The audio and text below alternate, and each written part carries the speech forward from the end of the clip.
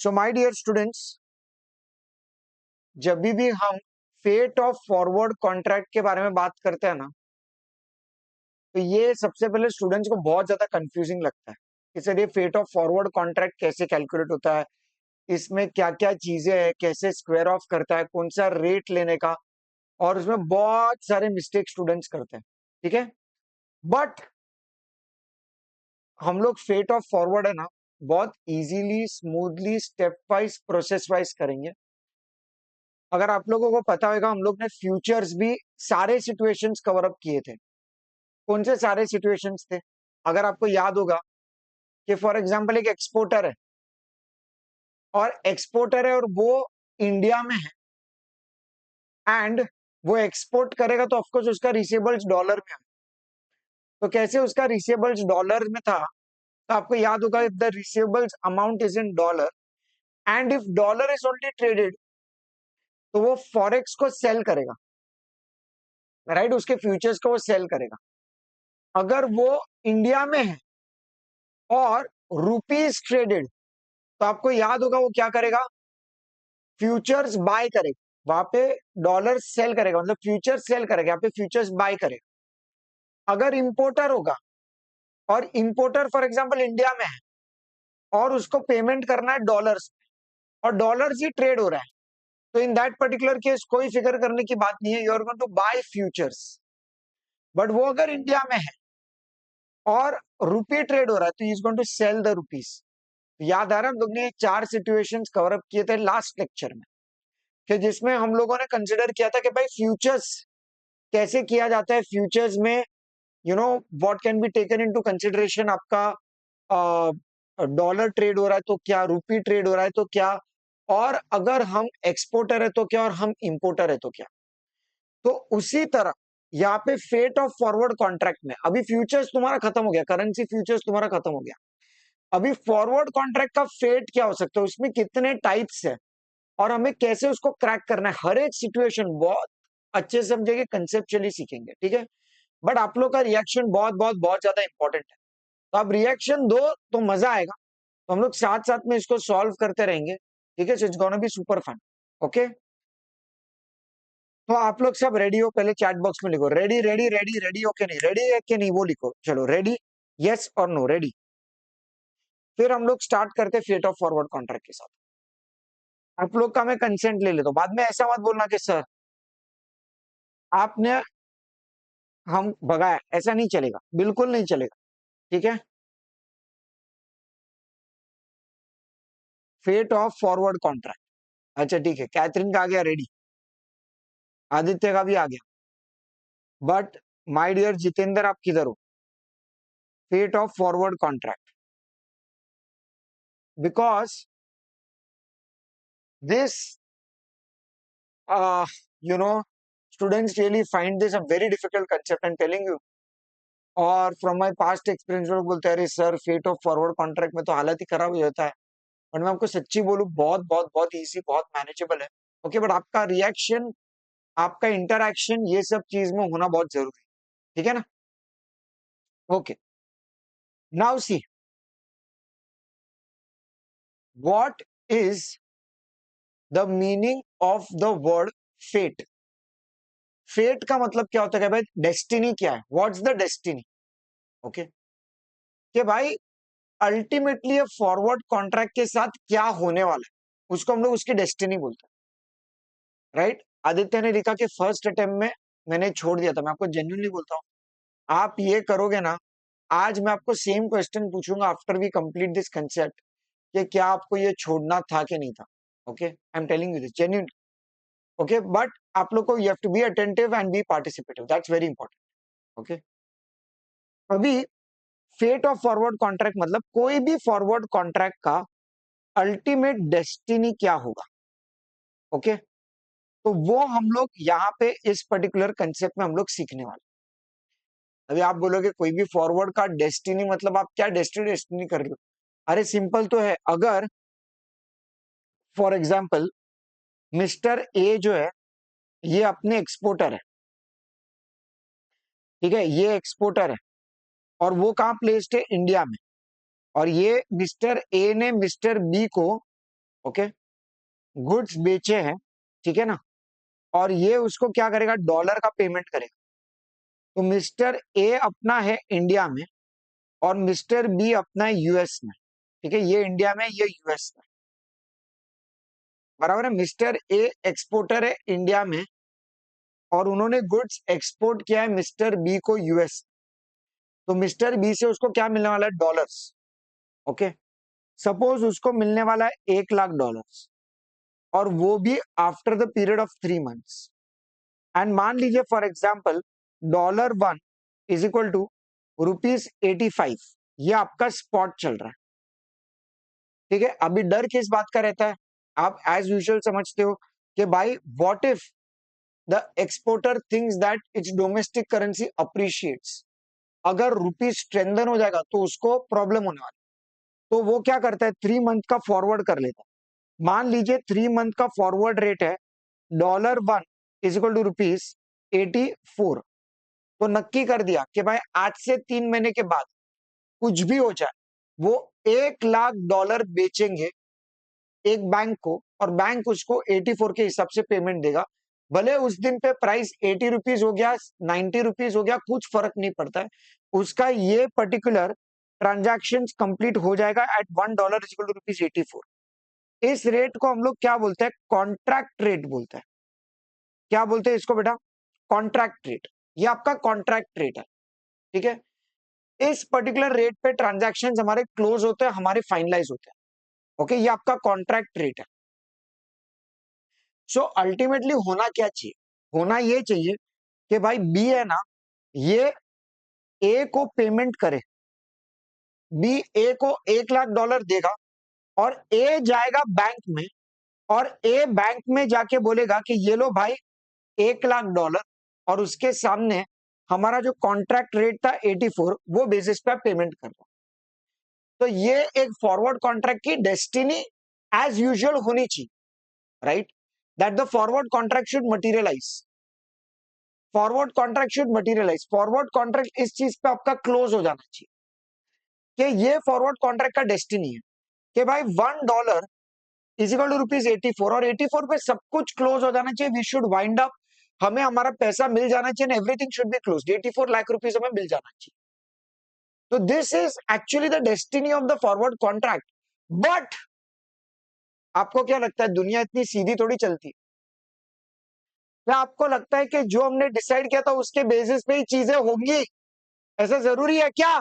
अरे नहीं रे, ऐसा जरूरी नहीं है।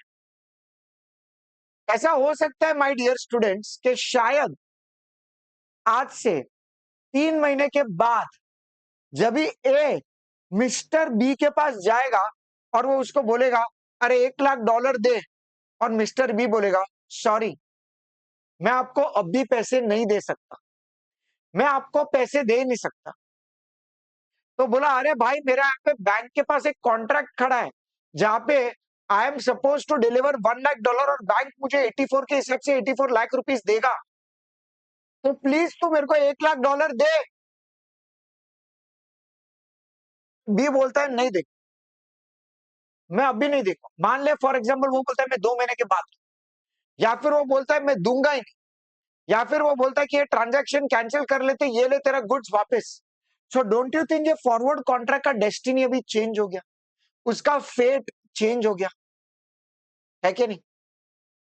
सो माय डियर स्टूडेंट्स, जो आपके फॉरवर्ड कॉन्ट्रैक्ट्स है ना, हम चाहे तो जो हिसाब से डिसाइड किया था वो हिसाब से मीट कर सकते हैं, या फिर वो कैंसिल भी हो सकता है, या फिर वो एक्सटेंड भी हो सकता है।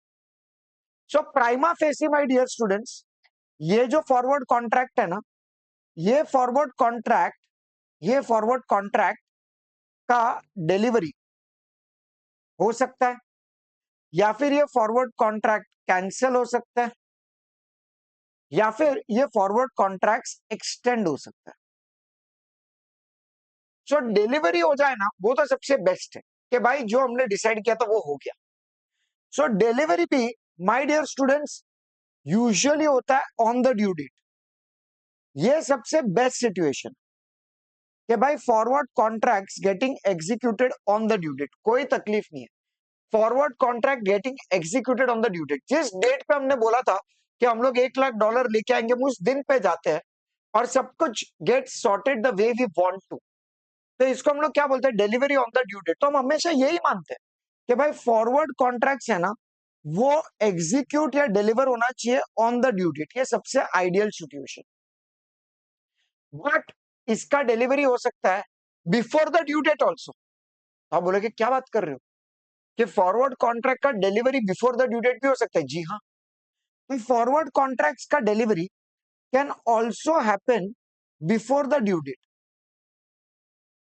अभी आप बोलोगे कि sir before the due date कैसे पॉसिबल है? तो मान लीजिए फॉर एग्जाम्पल ये मिस्टर बी है ना, ये 3 महीने के पहले आपको पेमेंट दे देता है, वो 3 महीना खत्म होने के पहले ही आ जाते हैं $1 लाख लेकर।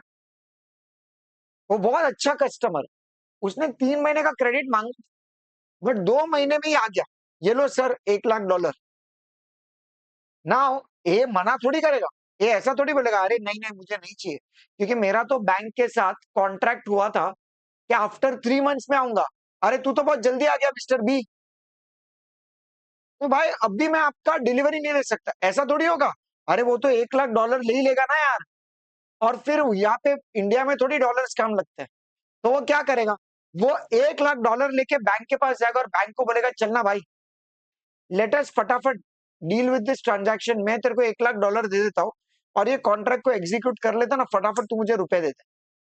सो कैन आई से इसका डिलीवरी हो सकता है before the due date? Come on, yes और नो? यस सर, ये भी बहुत अच्छा पॉसिबल सिचुएशन है कि delivery can happen on the due date और बिफोर द ड्यू डेट, बराबर, ऑन ड्यू डेट या फिर before the due date. Then my dear students आती बात कैंसिलेशन की। कैंसिलेशन क्या कैसे हो सकता है कि cancellation can happen on the due date, on the due date कि चलो भाई ड्यू डेट आ चुकी है, अभी इस ड्यू डेट पे हम लोग कैंसिल कर देते हैं। हम लोग गए बी के पास और बी ने बोल दिया सॉरी सर पैसे नहीं दूंगा। सो can I say this is nothing but cancellation on the due date? Come on, yes और नो? Yes sir. और या फिर कैंसिलेशन हो सकता है बिफोर द ड्यू डेट। अभी before the due date cancellation मतलब क्या, कि जैसे वो 2 महीना खत्म हुआ ना, वैसे हमने उसको क्रेडिट पीरियड 3 महीने का दिया था, बट वो 2 महीने के बाद ही आ गया और बोल दिया कि सर सॉरी मैं बैंकरप्सी फाइल कर दिया यूएस में, तो मैं पेमेंट नहीं कर सकता, तो अभी आपको $1 लाख मिलने ही नहीं वाला। सो डोंट यू थिंक आपको कॉन्ट्रैक्ट कैंसिल करना पड़ेगा before the due date? Come on, yes और no? Answer is yes sir, before the due date आपका कैंसिलेशन होता है। So are you guys trying to understand? Cancellation can also happen before the due date. So ये वाला भी situation possible है। And then my dear students आता है concept of extension.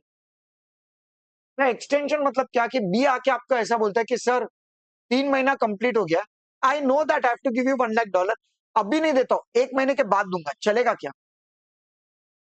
So in that particular case तुम बोलोगे रुक जाओ भाई, तुम बैंक के पास गए और तुमने बैंक को जाके बोला सुनो ना भाई $1 लाख का डिलीवरी जो मैं आपको 3 महीने के एंड पे देने वाला था आज वो खत्म हो रहा है, बट मैं आपको आज डिलीवरी ना दूं, 1 महीने के बाद दूं तो चलेगा क्या?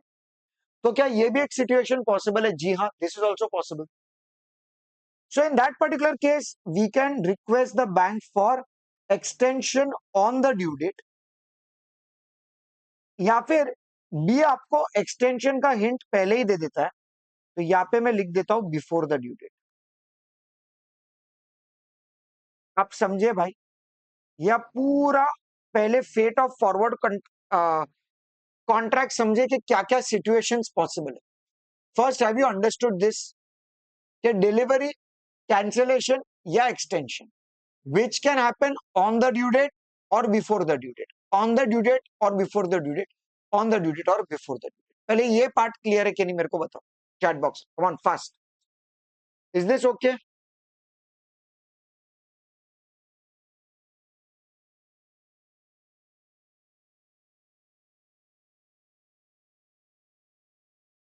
Is this part fine all my dear students?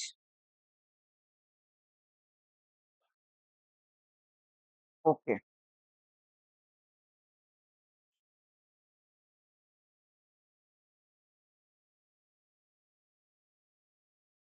Okay चलो ग्रेट। आदित्य आप हो बेटा, ये वाला पार्ट तो I hope it's clear. Now आगे बढ़ते हैं। अभी बहुत ही मैं सिंपल सा ट्रांजैक्शन के साथ स्टार्ट करता हूं, और सबसे जो बेसिक फंडामेंटल्स है वो है कि भाई अगर कैंसिलेशन होगा ऑन द ड्यू डेट तो क्या हो सकता है। अगर कैंसिलेशन होगा ऑन द ड्यू डेट तो क्या हो सकता है, तो आप है ना थोड़े बैंक के पर्सपेक्टिव आपको सोचना पड़ेगा। बिकॉज ये फेट ऑफ फॉरवर्ड कॉन्ट्रैक्ट है ना, उसमें कैंसिलेशन के टाइम पे जो भी प्रोसीजर करना है वो बैंक को करना है, तो आपको नहीं करना है एज अ कस्टमर। तो आप तो सिर्फ सिचुएशन लेके जाओ, तो जो भी करना है बैंक को करना है। तो अभी तक हम लोग ने जो भी सीखा था, मेजोरिटी ऑफ द क्वेश्चंस में आप कस्टमर थे, राइट। आप इंपोर्टर थे, आप एक्सपोर्टर थे। यहाँ पे भी इंपोर्टर एक्सपोर्टर ही होंगे, बट आपको फेट ऑफ फॉरवर्ड कॉन्ट्रैक्ट समझना है फ्रॉम द बैंक्स पर्सपेक्टिव, कि भाई अगर बैंक होगा तो बैंक, अगर कस्टमर का डिमांड आएगा कि भाई मुझे डिलीवरी चाहिए या बिफोर द डिलीवरी ये चाहिए अपना, जो भी फॉरेक्स चाहिए मुझे बिफोर द डिलीवरी चाहिए, ऑन द ड्यू डेट चाहिए, उसको कैंसिल करना है, उसको cancellation before the due date करना है, उसको एक्सटेंशन करना है, तो you have to think from the banker's perspective कि एक बैंकर जो होगा वो किस तरीके से कैंसिलेशन चार्जेस को डिटरमाइन करेगा, किस तरीके से वो कस्टमर को बोलेगा कि आपको इतना पैसा देना है, and all those things. So this all will be decided by the bank, ये बैंक डिसाइड करता है। तो फेट ऑफ फॉरवर्ड कॉन्ट्रैक्ट में एक चीज आप समझ लेना कि भाई we always think from whose perspective बेटा। So we always and always think from the banker's perspective. Banker, हम लोग बैंक के पर्सपेक्टिव इस चीज को समझते हैं, ठीक है। पहले ये पॉइंट क्लियर है। Okay, we have to always think from the banker's perspective. Okay, अभी आप बोलोगे सर बैंकर्स पर्सपेक्टिव ये पूरा ट्रांजैक्शन हम कैसे करें। ओके, अभी ध्यान से सुनना। लेट्स से आपका कैंसिलेशन हो रहा है on the due date. Okay, मान लीजिए फॉर एग्जांपल स्पॉट है $1 इज इक्वल टू ₹85। वही अपना एक्सपोर्टर वाला ट्रांजैक्शन, ये वाला ट्रांजैक्शन, ठीक है। और आपका 3 मंथ फॉरवर्ड आपने एंटर किया था। Okay, $1 is equal to ₹84। Okay, अभी एक कस्टमर आता है और आप एज अ बैंकर, अभी आप बैंकर हो, मैं कस्टमर। अभी अगर मैं आपके पास आया और मैंने आपको बोल दिया कि देखो भाई मुझे आना तो चाहिए था after the period of 3 months $1 lakh लेके, ओके, जो अभी के अभी मुझे आना चाहिए था, बट यार मेरे को ये कॉन्ट्रैक्ट को कैंसिल ही कर देना, and this is cancellation happening on the due date, on the due. So अभी बैंक क्या बोलेगा, सुनो भाई, तो इन दिस पर्टिकुलर केस ना मुझे कुछ ना कुछ कैंसिलेशन चार्जेस निकालने पड़ेंगे, और ये कैंसिलेशन चार्जेस मैं आपके अकाउंट में डेबिट करूंगा। Because now what is happening is कि भाई आप तो ये कॉन्ट्रैक्ट कैंसिल कर रहे हो। सो बैंक बोलेगा कि मेरे को भी अभी मेरा भी तो कुछ कवर बवर होगा कि नहीं। आप सोचो ना, बैंक के बेसिस पे बैंक भी तो कुछ ना कुछ $1 लाख जो कस्टमर बैंक को देने वाला था, बैंक भी किधर ना किधर तो उसने भी ट्रांजेक्शन किया होगा। तो एज अ बैंकर आपको ये बात पसंद नहीं है कि भाई कस्टमर आके कैंसिल करके जाते हैं ऑन द ड्यू डेट। तो बैंकर क्या बोलेगा कि भाई I have to deal with this, और देखूंगा कि भाई इसमें मैं ये ट्रांजैक्शन को कैसे स्क्वायर ऑफ कर सकता हूं, and based on that you will have to give me some charges. तो अभी ये कस्टमर बोलेगा ठीक है यार कोई बात नहीं, क्योंकि गलती तो कस्टमर का ही है। ओके, क्योंकि मैं तो कॉन्ट्रैक्ट कैंसिल कर रहा हूं ऑन द ड्यू डेट। तो जब मैं आपके पास आऊंगा तो definitely in that particular case मैं रिक्वेस्ट लेके आ रहा हूँ कि I want to cancel the contract. तो बैंकर थोड़ी ना छोड़ेगा, बैंकर कुछ ना कुछ कैंसिलेशन चार्जेस को कंसिडर करेगा। कम ऑन, यस और नो, यस सर, बैंकर ये जरूर करने वाला, ठीक है। So in this case what actually happened, if you think from the banker's perspective, तो बैंक ने है ना, बैंक ने क्या बोला था, ठीक है भाई टू $1 इज इक्वल टू ₹84। तो एक्चुअली ये पूरे ट्रांजैक्शन में the customer has requested to sell the foreign currency, because वो एक्सपोर्टर है तो उसने फॉरेन करेंसी बेचा है, बराबर है। तो ये जो रेट एक्चुअली होगा ये बिड रेट होगा, ये बिड रेट अप्लाई हुआ रहेगा। बिकॉज मैं एक एक्सपोर्टर हूँ, एक्सपोर्टर को क्या करना है, फॉरेन करेंसी को गिव अवे करना है, तो फॉरेन करेंसी को सेल करना है, तो जब भी कोई भी कोड दिया रहेगा तो उसमें से bid rate would have been applicable, बराबर। सो ये एक्चुअली एक सेल रेट होगा विच इज एप्लीकेबल। तो बैंक क्या बोलेगा कि ठीक है बॉस, ये सेल रेट है, बट मुझे ये ट्रांजैक्शन को स्क्वायर ऑफ करना पड़ेगा, और स्क्वायर ऑफ करने के लिए हम लोग हमेशा क्या करते हैं, ऑपोजिट पोजीशन ले लेते हैं। तो बैंक बोलेगा कि अभी मुझे देखना पड़ेगा what is the by rate. Bye rate मतलब क्या, कि जिस डेट पे कैंसिल हो रहा है उस डेट पे आस्क रेट क्या है, बिकॉज पहले तो सेल रेट बिट था, और उस डेट पे आस्क रेट क्या है।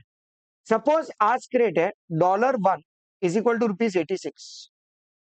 Now in this particular case can I say $1 is equal to ₹2 हो गया। तो ये है ना, ये एक टाइप का लॉस है, और ये लॉस कस्टमर से वसूल किया जाएगा। तो बैंक क्या बोलेगा कि देख भाई, your sell rate was $1 is equal to ₹84। अभी हम लोग ट्रांजैक्शन को स्क्वायर ऑफ कर रहे हैं, तो अगर हम लोग ट्रांजैक्शन को स्क्वायर ऑफ कर रहे हैं, मतलब ट्रांजैक्शन को सेटल कर रहे हैं, तो मुझे स्क्वायर ऑफ करने के लिए बिड की जगह पे आस्क पे इसको स्क्वायर ऑफ करना पड़ेगा। और जैसे मैं आस्क में स्क्वायर ऑफ करूंगा तो मुझे पता चलता है कि भाई आस्क रेट है ₹86। तो एज अ कस्टमर आप समझ सकते हो कि cell rate was 84, by rate is 86, तो ₹2 इज द लॉस, और $1 लाख का ट्रांजैक्शन किया था, तो जो आपका ₹2 लाख का लॉस है ना, ये ₹2 लाख का लॉस बैंक कस्टमर से वसूल करेगा। Customer has to give ₹2 lakh loss to the bank. देखो, इसके लिए मैंने कुछ एग्जांपल्स बनाए, यहाँ पे देखिए। Mister X, can you all see, mister X is an exporter and he sold goods worth $1 lakh, payment to be received after 3 months, बराबर है। ये आपके स्पॉट रेट है, ये आपके 3 मंथ फॉरवर्ड रेट, ये आपके स्पॉट रेट है, ये आपके 3 मंथ फॉरवर्ड रेट, बराबर है। ये बिड है, ये आस्क है। Now in this particular case, of course, जब भी एक्स ने ट्रांजैक्शन किया होगा टू सेल $1 लाख, उसके लिए कौन सा रेट अप्लाई हुआ रहेगा, बिड अप्लाई हुआ रहेगा कि आस्क अप्लाई होगा, ऑफ कोर्स उसके लिए बिड अप्लाई हुआ रहेगा। तो ये जो रेट है ना 86.2, ये रेट अप्लाई हुआ रहेगा, तो ये has to be considered as the sell rate. Now mister X cancels on 30th of June, मतलब ऑन द ड्यू डेट, और तभी स्पॉट ये चल रहा है 87.5 और 87.7, तो ये बिड है, ये आस्क। ओके, सो आपको पता है we are required to calculate cancellation charges और gain to be borne by mister X. So what is the solution, so mister X will enter into a 3 month forward, तो 86.2 आपको दिख रहा है इधर, 86.2, 3 मंथ फॉरवर्ड 86.2। तो 86.2 जो है उस पर हम लोग ने क्या किया, सेल किया। On the due date contract is cancelled and bank will decide the cancellation charges. Bank will refer to the spot rate on 30th of June। तो ऑन 30th of June क्या रेट चल रहा था, तो 87.5 और 87.7, तो कहना से स्क्वायर अप होगा आस्क रेट से, और आपका आस्क रेट क्या 87.7। So on cancellation ask rate will apply. तो sell rate was 86.2, buy rate was 87.7। So जो भी आपका डिफरेंस आएगा, क्या ये डिफरेंस कस्टमर पे करेगा, कम ऑन, यस और no, answer is yes sir. Okay, पहले आपको ये कंसेप्ट समझ में आया बेटा। ओके, अभी आप लोग एक काम करो, देखो ये जो भी मैंने एग्जांपल्स बनाया ना, ये लो, पहले आप ये एग्जांपल को है ना लिख लो, ये वाला एग्जांपल को आप लिख लो फटाफट, ये जो एग्जांपल है ना उसको लिख लो, एग्जांपल 1,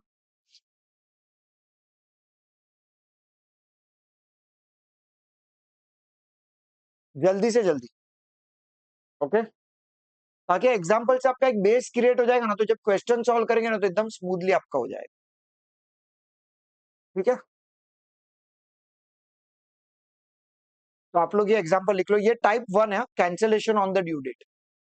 तो आप लोग हेडिंग दे देना type 1 cancellation on the due date, ये एग्जांपल आप कॉपी कर लो। ठीक है, और कॉपी करके मैं आपको सॉल्यूशन दिखा देता हूं, आप लोग सॉल्यूशन देख लेना।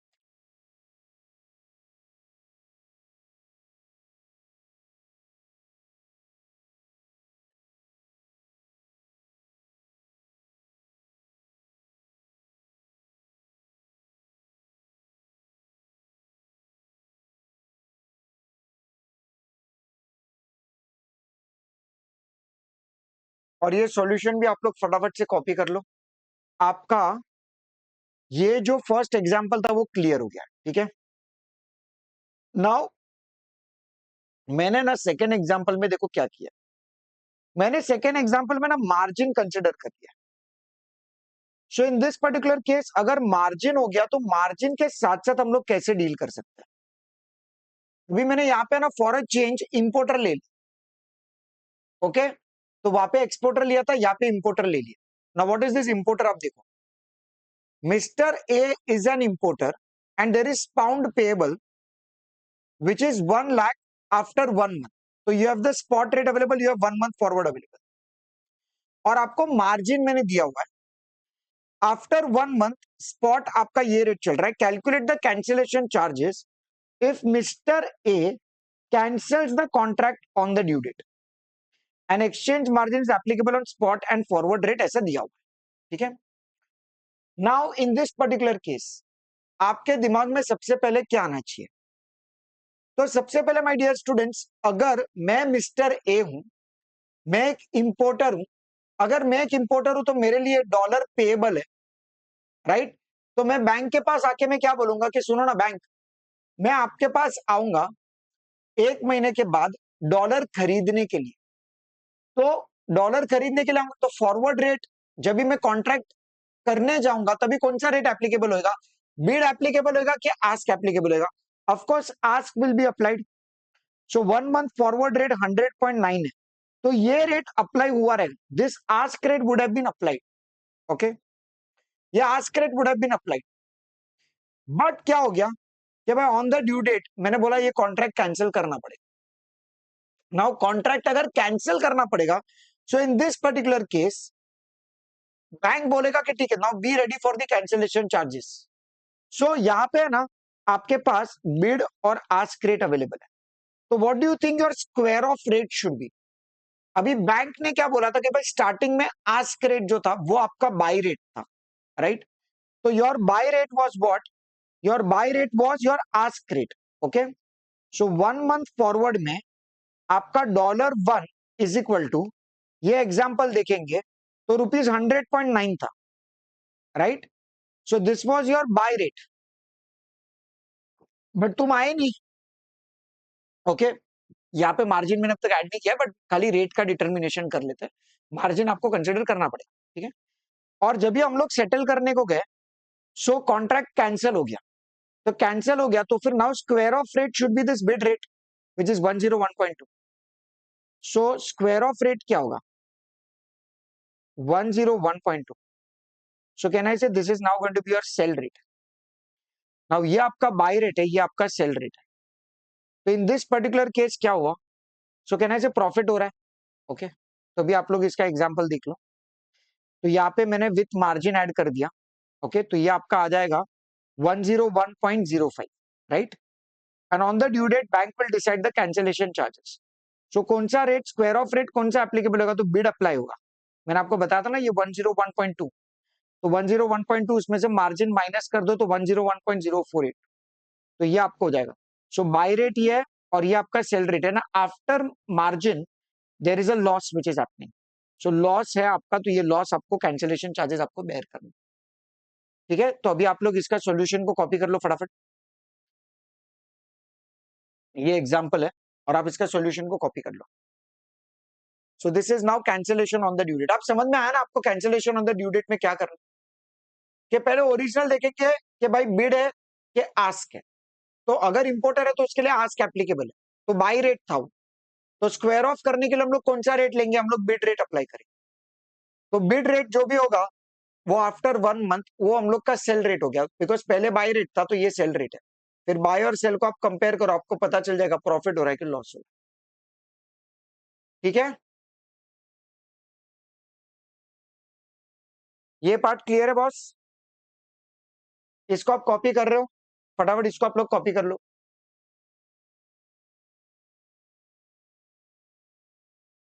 तो देखिए यही पार्ट सबसे इंपॉर्टेंट है कि जब भी आपको मार्जिन दिए जाएंगे तो आपको मार्जिन को ऐड या लेस करना पड़ेगा।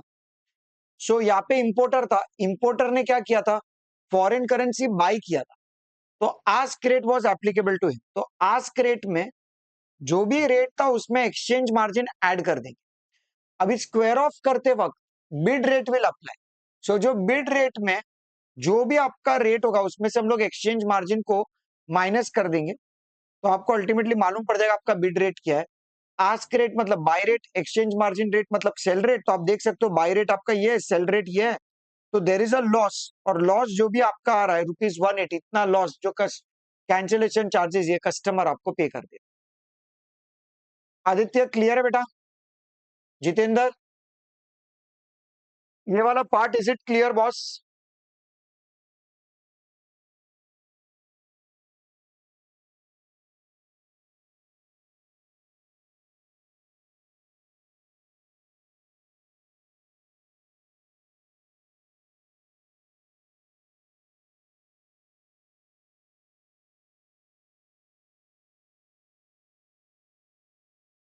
So this should now be what? 180 rupees.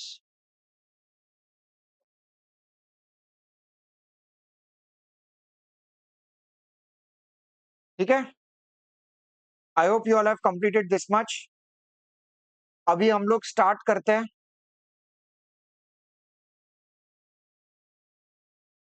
अभी देखो ये एक नोट है ना, आप लोग पहले लिख लो कि to identify the cancellation charges we need to reverse the forward contract. If the customer is an exporter तो sell rate is the original contract, तो buy rate in the reverse forward. और इंपोर्टर होगा तो buy rate in the original contract, तो sell rate in the reverse forward. तो ये आप note चाहे तो लिख लो, ठीक है। तो हमें ऑफसेट कैसे करना है, उसका स्क्वायर ऑफ कैसे करना है, तो स्क्वायर ऑफ करने के लिए हम लोग ये प्रोसेस को यूज करते हैं।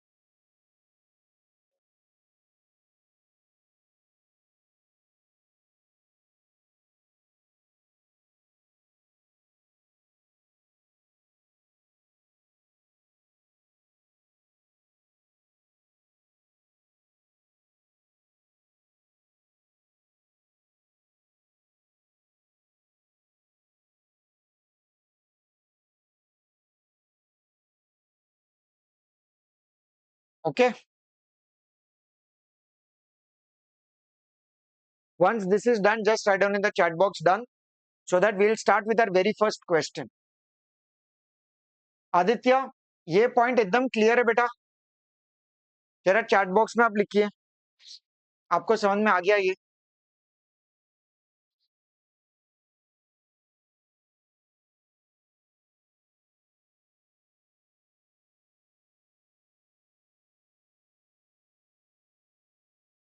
ओके डन, ठीक है। अभी है ना, ये जो नेक्स्ट क्वेश्चन है ना, ये मैं चाहता हूं कि आप लोग है ना अपने आप, first question effect of forward contract का आप लोग है ना अपने आप ट्राई करो। देखो मैं आपको गारंटी के साथ बोलता हूं आपको समझ में आ जाएगा, अगर आपको ये कंसेप्ट आपको आया है तो, ठीक है ना। सो आई एम टॉकिंग अबाउट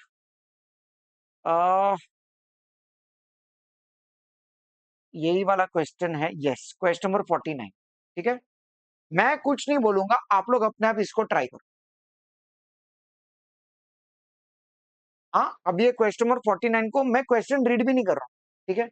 बस खाली आपको ये बोल देता हूँ कि भाई साहब यहाँ पे है ना, आ, ये ट्रांजैक्शंस है ना, आपको ये दोनों का कुछ काम नहीं है वैसे, ठीक है। अज्यूमिंग कैंसिलेशन चार्जेस और exchange margin determine what should be the final answer, ठीक है। तो आप लोग ये क्वेश्चन भी खुद रीड करो और इसको ट्राई करो। चलो मेरे को बताओ आपको क्या आंसर आ रहा है।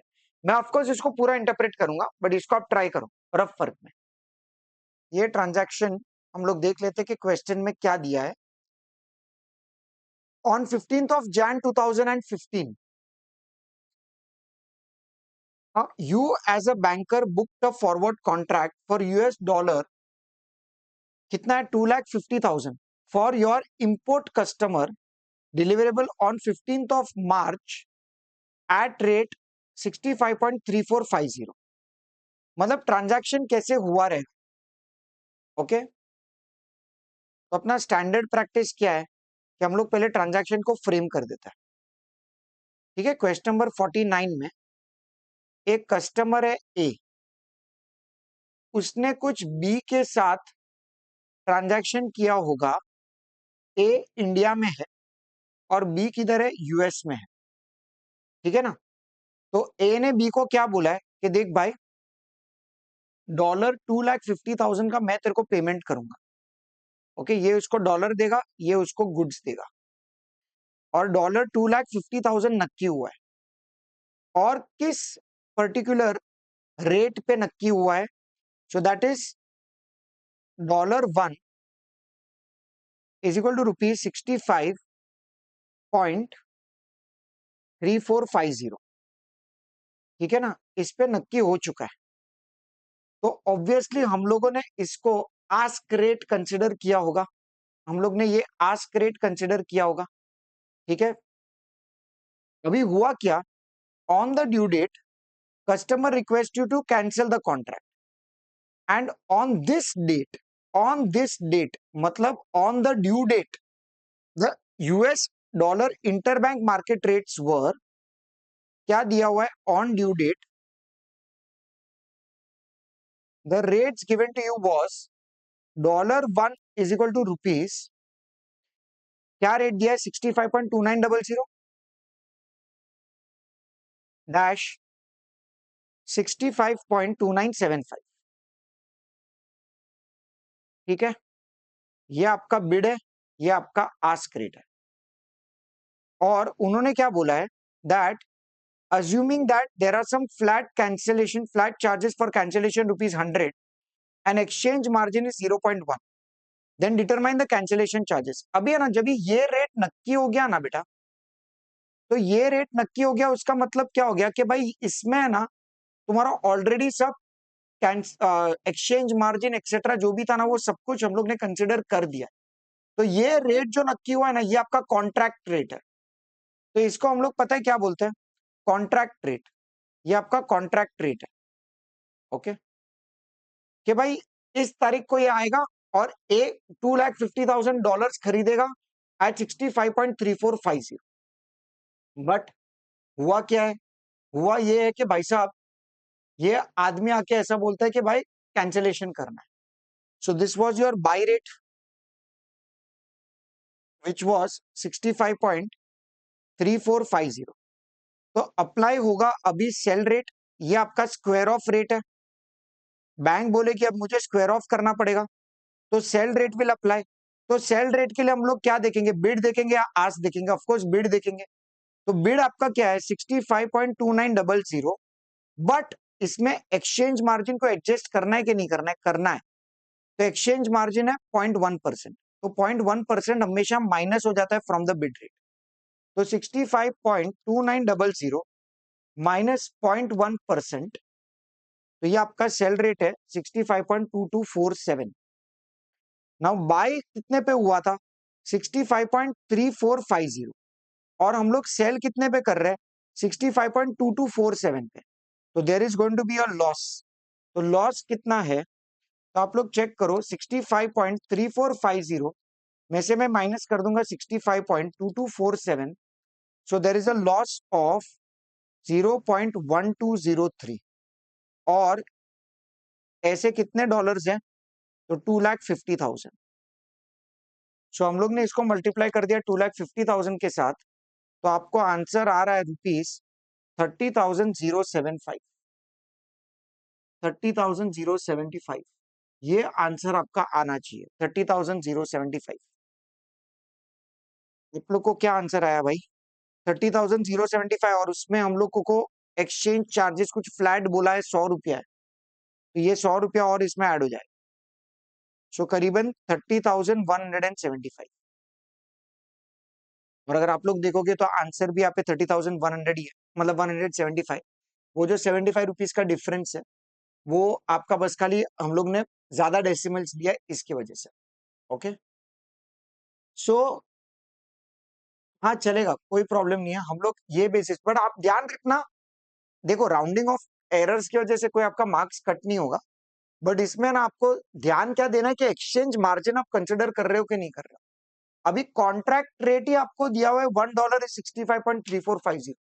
तो जब भी कॉन्ट्रैक्ट रेट दिया होता है, तो कॉन्ट्रैक्ट रेट में तो एक्सचेंज मार्जिन ऑलरेडी कंसिडर हुआ रहता है, तो फिर से उसमें एक्सचेंज मार्जिन को एडजस्ट नहीं करने का।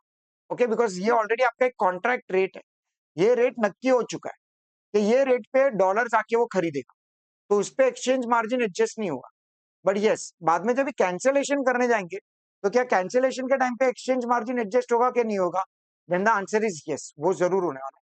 सो इन दैट पर्टिकुलर केस हम लोग ये माइनस कर देंगे और इवेंचुअली यू हैव अंडरस्टूड कि there is a loss which is happening. Okay, उन लोग ने सिर्फ 0.12 लिया, हमने 0.1203 लिया, इसके लिए वो 75 रुपीज का आपको जो डिफरेंस आ रहा है, that's fine. Okay, so this was your solution to your question number 45 49। ठीक है, सब लोगों को ये समझ में आया? ओके, ये वाला पार्ट 30,175, पहले ये क्लियर है? Catherine, you had got the correct answer. Okay, Aditya, you understood this? Jitendra, आपको समझ में आया बेटा? ये आपका आंसर आएगा 30,175, ये कैंसिलेशन चार्जेस है। ओके, सो हम लोगों ने फर्स्ट पार्ट कवर अप कर लिया। क्या था आपका फर्स्ट पार्ट? कि the cancellation which was happening on the due date. Okay, अभी हम लोग नेक्स्ट पार्ट को कंसिडर करते हैं, and that is the cancellation which is happening before the due date. Okay, अभी ये टाइप 2 हम लोग स्टार्ट कर रहे हैं कि cancellation which is happening before the due date. अभी बिफोर द ड्यू डेट जब भी होगा ना, आप एक कंसेप्ट को बराबर से ध्यान रखना कि in this case before the due date में मतलब क्या है कि भाई 3 महीने के बाद वो कॉन्ट्रैक्ट का डिलीवरी होना था, ये 2 मंथ्स के एंड पे ही वो आके ऐसा बोल देता है कि भाई चलो हमें कॉन्ट्रैक्ट को कैंसिल कर। So in this particular case cancellation charges कैसे कंसिडर होता है? तो कैंसिलेशन चार्जेस कंसिडर करने के लिए हमें स्पॉट रेट नहीं देखना है, हमें है ना फॉरवर्ड रेट देख, फॉरवर्ड रेट कि उस दिन पे 1 मंथ फॉरवर्ड रेट कितना है। अब मैं आपको बताता हूं इसका मतलब क्या होता है और हम लोग क्यों फॉरवर्ड रेट कंसिडर करते हैं। ठीक है, अभी ये जो कस्टमर है ना ए, ये कस्टमर ए आने वाला था 3 मंथ्स के बाद। एग्जाम्पल, ये एक एक्सपोर्ट कस्टमर है, तो एक्सपोर्ट कस्टमर है मतलब वो डॉलर लेके आने वाला था बैंक के पास 3 महीने के बाद, और 3 महीने के बाद आके ऐसा बोलने वाला था कि सर ये लो $1,00,000 और ये अपना कॉन्ट्रैक्ट रेट है, इस पे हम लोग इसको डॉलर को हम लोग सेटल कर देंगे। बट वो 2 मंथ्स के एंड पे आके आपको ऐसा बोल देता है कि सर ये कॉन्ट्रैक्ट को कैंसिल करना पड़ेगा। नाउ जब ये कॉन्ट्रैक्ट को कैंसिल करना पड़ेगा ना, तभी दिमाग में एक ही चीज होना चाहिए कि अगर ये एक एक्सपोर्टर था, अगर ये एक एक्सपोर्टर था, तो एक्सपोर्टर के केस में it was a sell rate, so now we have to consider the buy rate for the purpose of cancellation। ये आपका स्क्वायर ऑफ रेट है, बराबर है। बैंक क्या बोलेगा, अब मुझे स्क्वायर ऑफ करना पड़ेगा ना ट्रांजैक्शन, बट कॉन्ट्रैक्ट में अभी भी आप देखोगे तो 1 महीना बचा है। सो बैंक क्या बोलेगा, ठीक है मैं अभी जो 2 मंथ्स के एंड पे स्पॉट रेट होगा ना उसके बेसिस पे कैंसिल नहीं करूंगा, मैं क्या करूंगा कैंसिलेशन करूंगा, बट जो बाय रेट कंसिडर करूंगा ना, इसके लिए कितना टाइम पीरियड बचा है, 1 मंथ बचा है। सो 1 मंथ फॉरवर्ड का जो आस्क रेट होगा ना, मैं उसके बेसिस पे कैंसिलेशन करूं। So on the due date cancellation होता है, तभी क्या होता है कि हम लोगों के पास जो भी सेल रेट होता है हम लोग स्क्वायर ऑफ कर देते हैं with the by rate, but उस दिन के स्पॉट रेट के साथ हम लोग कैंसिलेशन करते हैं। बट जब भी before the due date cancellation होगा ना, तो आपको है ना कैंसिलेशन करना पड़ेगा, वो बात बराबर है, और आस्क रेट से भी करना पड़ेगा। बट आस्क रेट कौन सा लेंगे, तो क्या हम लोग स्पॉट रेट लेंगे या फिर हम लोग 1 मंथ फॉरवर्ड लेंगे? Then the answer is 1 month forward, क्योंकि 1 महीना बचा हुआ है। मान लीजिए फॉर एग्जाम्पल वो कैंसिलेशन के लिए इधर ही आ जाता है, after the period of 1 month ही आ जाता है, तो यहाँ पे भी कैंसिलेशन होएगा कि नहीं होएगा? होएगा। But in this particular case bank क्या बोलेगा, मैं आस्क रेट कंसिडर करूंगा बट 1 मंथ के एंड का स्पॉट रेट नहीं कंसिडर करूंगा, जो 2 मंथ फॉरवर्ड रेट होगा ना, मैं उसका आस्क रेट के बेसिस पे कैंसिलेशन करूंगा। ठीक है, अभी ये कभी एप्लीकेबल है जब भी कैंसिलेशन होता है before the due date, because before the due date है ना, फॉरवर्ड रेट और स्पॉट रेट दोनों अलग अलग हो सकते हैं, but on the due date cancellation करोगे ना, तो स्पॉट रेट और फॉरवर्ड रेट ये दोनों सेम ही होता है, तो उसमें कैंसिलेशन करने का कोई प्रॉब्लम नहीं, तो हम लोग स्पॉट के साथ उसको कैंसिल कर सकते हैं। बट जब भी ये before the due date cancellation होता है ना, तभी एक चीज दिमाग में एकदम क्लियर कर देना कि हम लोग स्क्वायर ऑफ करेंगे, बट स्क्वायर ऑफ करने के लिए हम लोग हमेशा से फॉरवर्ड्स का सहारा लेंगे for the purpose of squaring of the transaction. ठीक है, सो अभी आप ये एग्जांपल देखो क्या है कि मिस्टर ए एक्सपोर्टर है और उसने $1 लाख आफ्टर 3 मंथ्स उसको डिलीवर करना था और ये उसका रेट नक्की हो गया था। This is the contract rate which is 85.5। But after 2 months mister A cancels the contract. तो स्पॉट भी है और 1 मंथ फॉरवर्ड भी है। तो आपके पास स्पॉट अवेलेबल है आफ्टर 2 मंथ्स का विच इज 86.75 86.94। आपके पास 1 मंथ फॉरवर्ड अवेलेबल है 87.2 और 87.8। तो कौन सा रेट अप्लाई होगा? Then the answer is my dear students ask rate will apply. तो आपका आस्क रेट क्या है? 87.8 है, तो ये रेट आपका अप्लाई होने वाला है। सो 87.8 will be taken into consideration. ठीक है, सो आप लोग अगर इसका सॉल्यूशन देखोगे तो mister A cancels the contract before the due date, hence bank will calculate the gain cancellation charges और gains by taking sell rate जो 85.5 था, ये आपका कॉन्ट्रैक्ट रेट है। बट जो बाय रेट होगा ना, that is going to be the ask rate. वो आस्क रेट में कौन सा कंसीडर करूंगा? तो 1 मंथ फॉरवर्ड वाला कंसीडर करूंगा, दैट इज 87.8। तो ये 87.8 ये मेरा आस्क रेट हो जाएगा और दोनों के बीच का डिफरेंस लॉस है, तो cancellation charges to be borne by the customer, that will be 2,30,000। ठीक है बॉस, ओके। सो जब भी कैंसिलेशन होता है ना बिफोर द ड्यू डेट, तो कैंसिलेशन चार्जेस के लिए हमें फॉरवर्ड कॉन्ट्रैक्ट्स का सहारा लेना पड़ेगा। ओके, हमें किसका सहारा लेना पड़ेगा? फॉरवर्ड कॉन्ट्रैक्ट्स का सहारा लेना पड़ेगा। ठीक है, so now my dear students, मैं एक काम करूंगा, मैं ना ये फाइल है ना मैं आपको दे दूंगा। ओके, तो ताकि आप इसमें से एग्जांपल्स को बाद में कॉपी कर सकते हो। ठीक है, तो यहाँ पे ना आप कॉपी करने में इतना टाइम मत बिगाड़ो। ओके, मैं आपको इसका फाइल आपको मैं दे दूंगा, तो आप लोग आराम से उसको कॉपी कर सकते हो। आप चाहो तो अभी बस इसका फोटो लेना चाहो तो ले सकते हो। ठीक है, ये तो आपका टाइप 2 का एग्जाम्पल 1। ओके, आप चाहो तो इसका फोटो ले लो, स्क्रीनशॉट ले लो, आपको जैसा जमे वैसा ले लो। ठीक है, ये आपका एग्जाम्पल 1 है। ओके, कभी जब भी कैंसिलेशन होता है before the due date. Okay, तो this is the question. Okay, and this will be your solution. Okay, ये वाला दिस इज द सॉल्यूशन। तो यहाँ पे जैसे मैंने आपको बोला ऑफसेट रेट तो सेम ही लेना है, अगर सेल किया है तो आस्क लेना है। आस्क कौन सा लेना है? तो फॉरवर्ड रेट वाला आपको आस्क को कंसिडर करना है। ठीक है, सो this is the solution for that particular example. Now the same applies यहां पे भी। अगर इंपोर्टर होगा तो क्या होगा? सो इन दैट पर्टिकुलर केस अगर इंपोर्टर है तो अभी आप ध्यान से सुनिए, ये इंपोर्टर है, ये जाएगा बैंक में और बोलेगा कि भाई मैं आपके पास 3 महीने के बाद आऊंगा फॉर एग्जाम्पल। ओके, या फिर मैं 2 महीने के बाद आऊंगा, इस एग्जाम्पल में 2 महीने के बाद मैं आऊंगा। तो आपके लिए कौन सा रेट अप्लाई करता है? तो आपके लिए सबसे पहले तो आस्क रेट अप्लाई करेगा। सो this was your contract rate, ये ओरिजिनल कॉन्ट्रैक्ट रेट है। बट आप 1 महीने के बाद ही चले जाते हो और 1 महीने के बाद जाने के बाद बोलते कि चलो ना कॉन्ट्रैक्ट को कैंसिल करते हैं। तो इसके लिए 1 मंथ फॉरवर्ड रेट देखना पड़ेगा क्या है। तो 1 मंथ फॉरवर्ड रेट में हम लोग बिड रेट को कंसिडर करेंगे। सो this was your buy rate and this is your sell rate.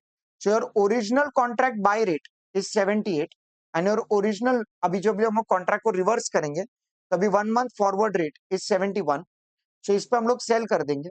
So there is going to be a loss और ये लॉस को हम लोग मल्टीप्लाई कर देंगे तो आपको इवेंचुअली आ जाएगा कि 35 लाख जितना आपको कस्टमर पे कर देगा। सो this is the cancellation charges.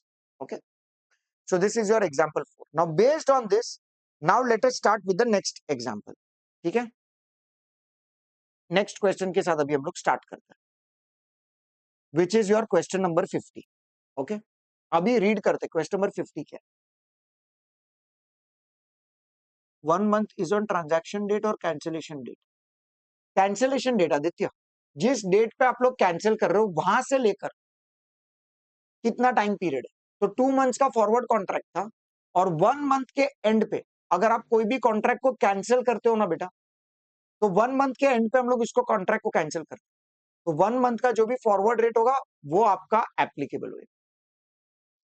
Okay, सो अगर फॉर एग्जांपल यहां पे अगर हम लोग ने देखा था कि 3 मंथ का कॉन्ट्रैक्ट था तो सेकेंड मंथ के एंड पे कैंसिल हो रहा है, तो 1 मंथ फॉरवर्ड रेट्स आपको कंसिडर करना है। अगर 1 मंथ के एंड पे कैंसिल होएगा सो 3 मंथ का कॉन्ट्रैक्ट, तो 2 मंथ्स के फॉरवर्ड कॉन्ट्रैक्ट रेट्स आपको दिए होंगे जिसके बेसिस पे कैंसिलेशन। ओके बेटा, चलो क्वेश्चन नंबर 50 देख लेते हैं वो क्या दिया है। अब ये फॉरेक्स का हाफ सेंचुरी हो गया। Okay, question number 50, you as a banker has entered into a 3 months forward contract with your customer to purchase Australian dollar 1 lakh at the rate of 47.250. However, after 2 months, your customer comes to you and requests for the cancellation. And on this date, आपको quotation दिया हुआ है for AUD in the market, which is as follows, जिसमें आपके पास ये spot है, ये आपके पास forward है. Determine the cancellation charges. तो कितना easy है देखो, यहाँ पे एक कस्टमर है ए, ठीक है, और उसने बी के साथ क्या ट्रांजैक्शन किया है, तो अभी ध्यान से पढ़ना। You as a banker has entered into a forward contract with your customer to purchase Australian dollar, मतलब बैंकर ने ट्रांजैक्शन किया from the customer to purchase the Australian dollar. तो in that particular case the customer wants to sell the Australian dollars. अरे customer Australian dollar sell करेगा तभी तो banker उसको purchase करेगा ना। तो कस्टमर ऑस्ट्रेलियन डॉलर सेल करेगा, मतलब कस्टमर क्या है, तो कस्टमर एक्सपोर्टर है। और ये कस्टमर है ना, उसने क्या किया होगा, उसने गुड्स दिया होगा किसी बंदे को जो ऑस्ट्रेलिया में बैठा है, ठीक है ना, और ये उसको देगा ऑस्ट्रेलियन डॉलर। अभी कस्टमर ये ऑस्ट्रेलियन डॉलर के साथ क्या करेगा, तो उसने बैंक के साथ एक कॉन्ट्रैक्ट किया कि I will sell you this particular Australian dollar. तो bank has done what, bank has purchase that Australian dollar. Clear है?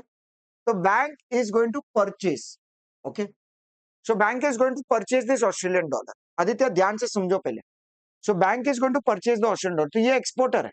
ओके, तो कॉन्ट्रैक्ट रेट क्या नक्की हुआ है, Australian dollar 1 is equal to rupees 47.2500, 47.2500, और बोला है कि भाई मैं 3 महीने के बाद आऊंगा। Okay, after 3 months. चलो हमें यहां तक कोई प्रॉब्लम नहीं है। तो एक्चुअली देखने को जाएंगे तो ऑस्ट्रेलियन डॉलर 1 लाख है। ओके, तो ये आपका कॉन्ट्रैक्ट साइज है। तो भाई एक 3 महीने के बाद क्या होगा पता है, 1 लाख डॉलर लेके ऑस्ट्रेलिया ये कस्टमर आएगा, ऑस्ट्रेलियन डॉलर 1 लाख लेके, बैंक उसको परचेज कर लेगा और उसको दे देगा 47.2500। ओके, ये उसका कॉन्ट्रैक्ट रेट होगा ना। एक्सपोर्टर के लिए ये रेट जो अप्लाई हुआ रहेगा वो कौन सा रेट अप्लाई होगा, वो बिड रेट अप्लाई हुआ रहेगा। ठीक है, now what is happening is, now what is happening is कि भाई ये बंदा आ गया 2 मंथ्स के बाद, तो ठीक है, आफ्टर 2 मंथ्स आ गया, मतलब बिफोर द एक्सपायरी आ गया।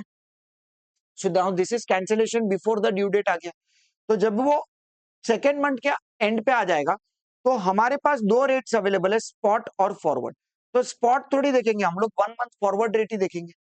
तो आपके पास यहाँ पे 1 मंथ फॉरवर्ड रेट दिया हुआ है, दिख रहा है आपको 1 मंथ फॉरवर्ड रेट।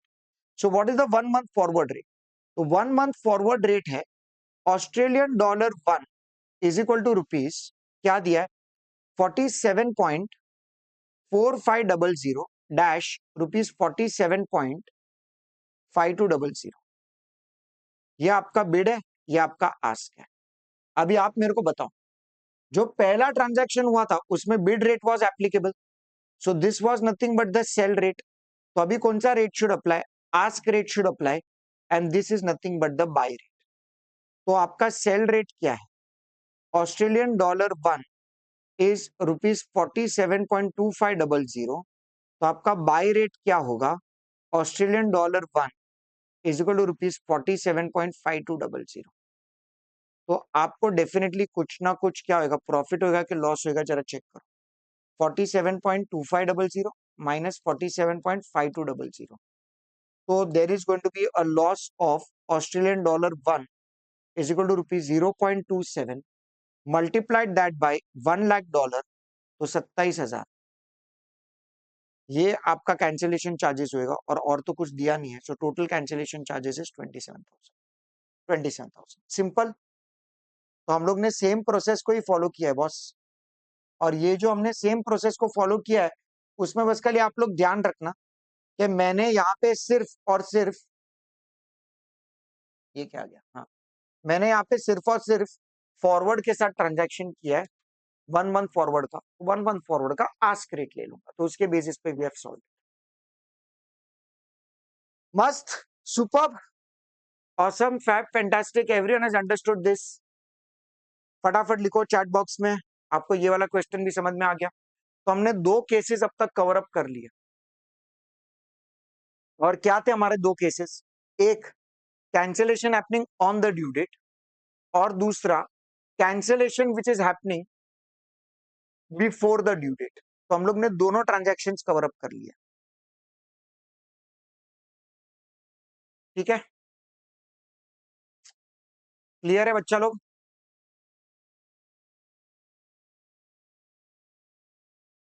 किसी को इसमें कोई डाउट है? आदित्य, जितेंद्र, कैथरीन?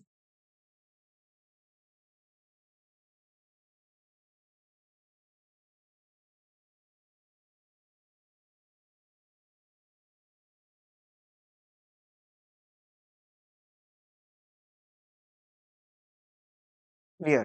चलो, मेरे को क्लियर आ गया। और किसी का कोई डाउट बेटा? No doubt, okay. जितेंद्र भैया, आपका क्लियर है?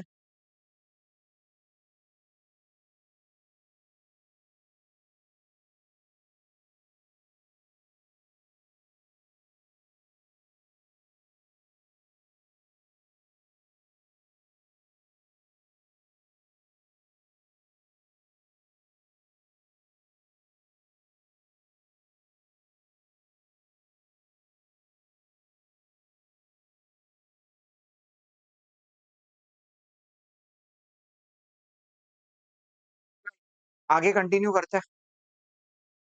ये था आपका क्वेश्चन नंबर 50। तो आपके दो चीजें कवर अप हो गई है।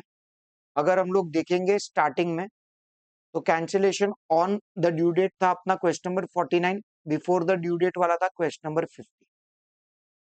ओके, भी आगे देखते हैं हम लोग नेक्स्ट क्या करने वाले। Now this is extension on the due date. अरे बाप, extension on the due date में तो आपको मजा ही आ जाए। Extension on the due date में पता है क्या होता है? ये सबसे सिंपल है। जैसे cancellation on the due date था, वो सेम स्टेप आपको फॉलो करना है extension on the due date में।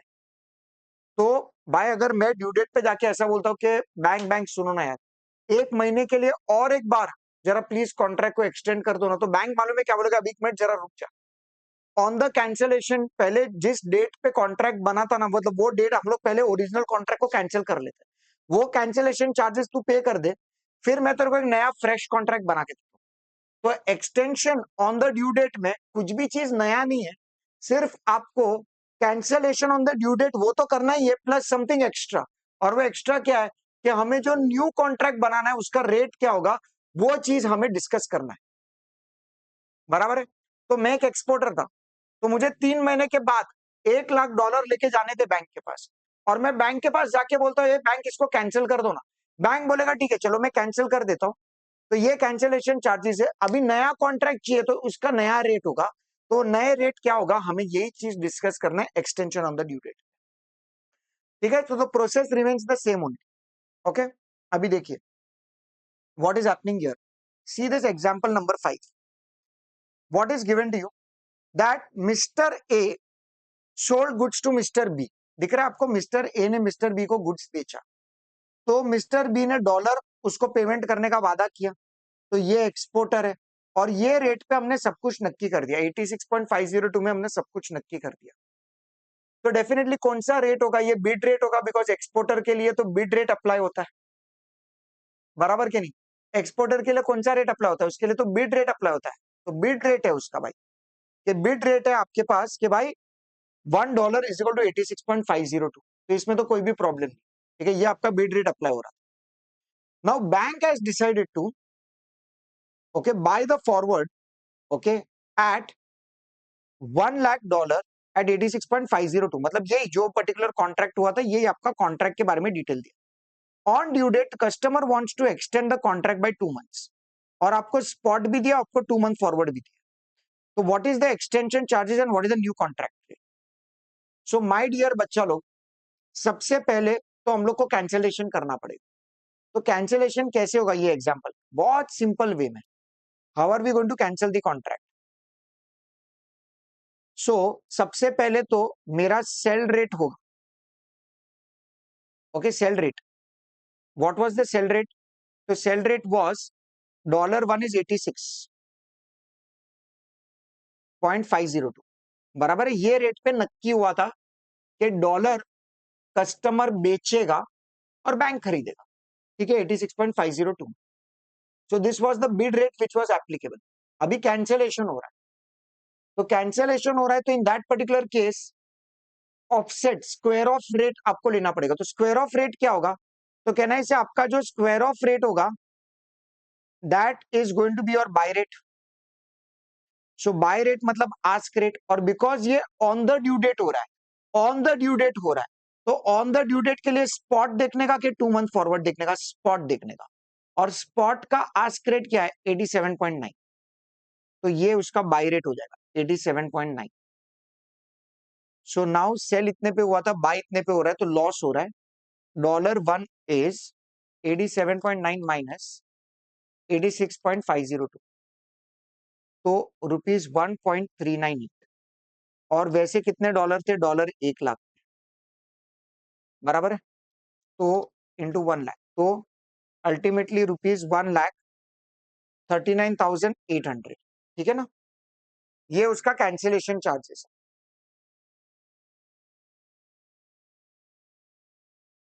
ओके, ये उसका कैंसिलेशन चार्जेस 1,39,800. ओके, नाउ ये आपका कैंसिलेशन चार्जेस है. ओके, तो ये उसको पे करना है. और अभी जो नया रेट बनेगा, नया रेट मतलब क्या? कि भाई after the period of 2 months उसको एक फ्रेश कॉन्ट्रैक्ट चाहिए and he is going to come for selling the dollars.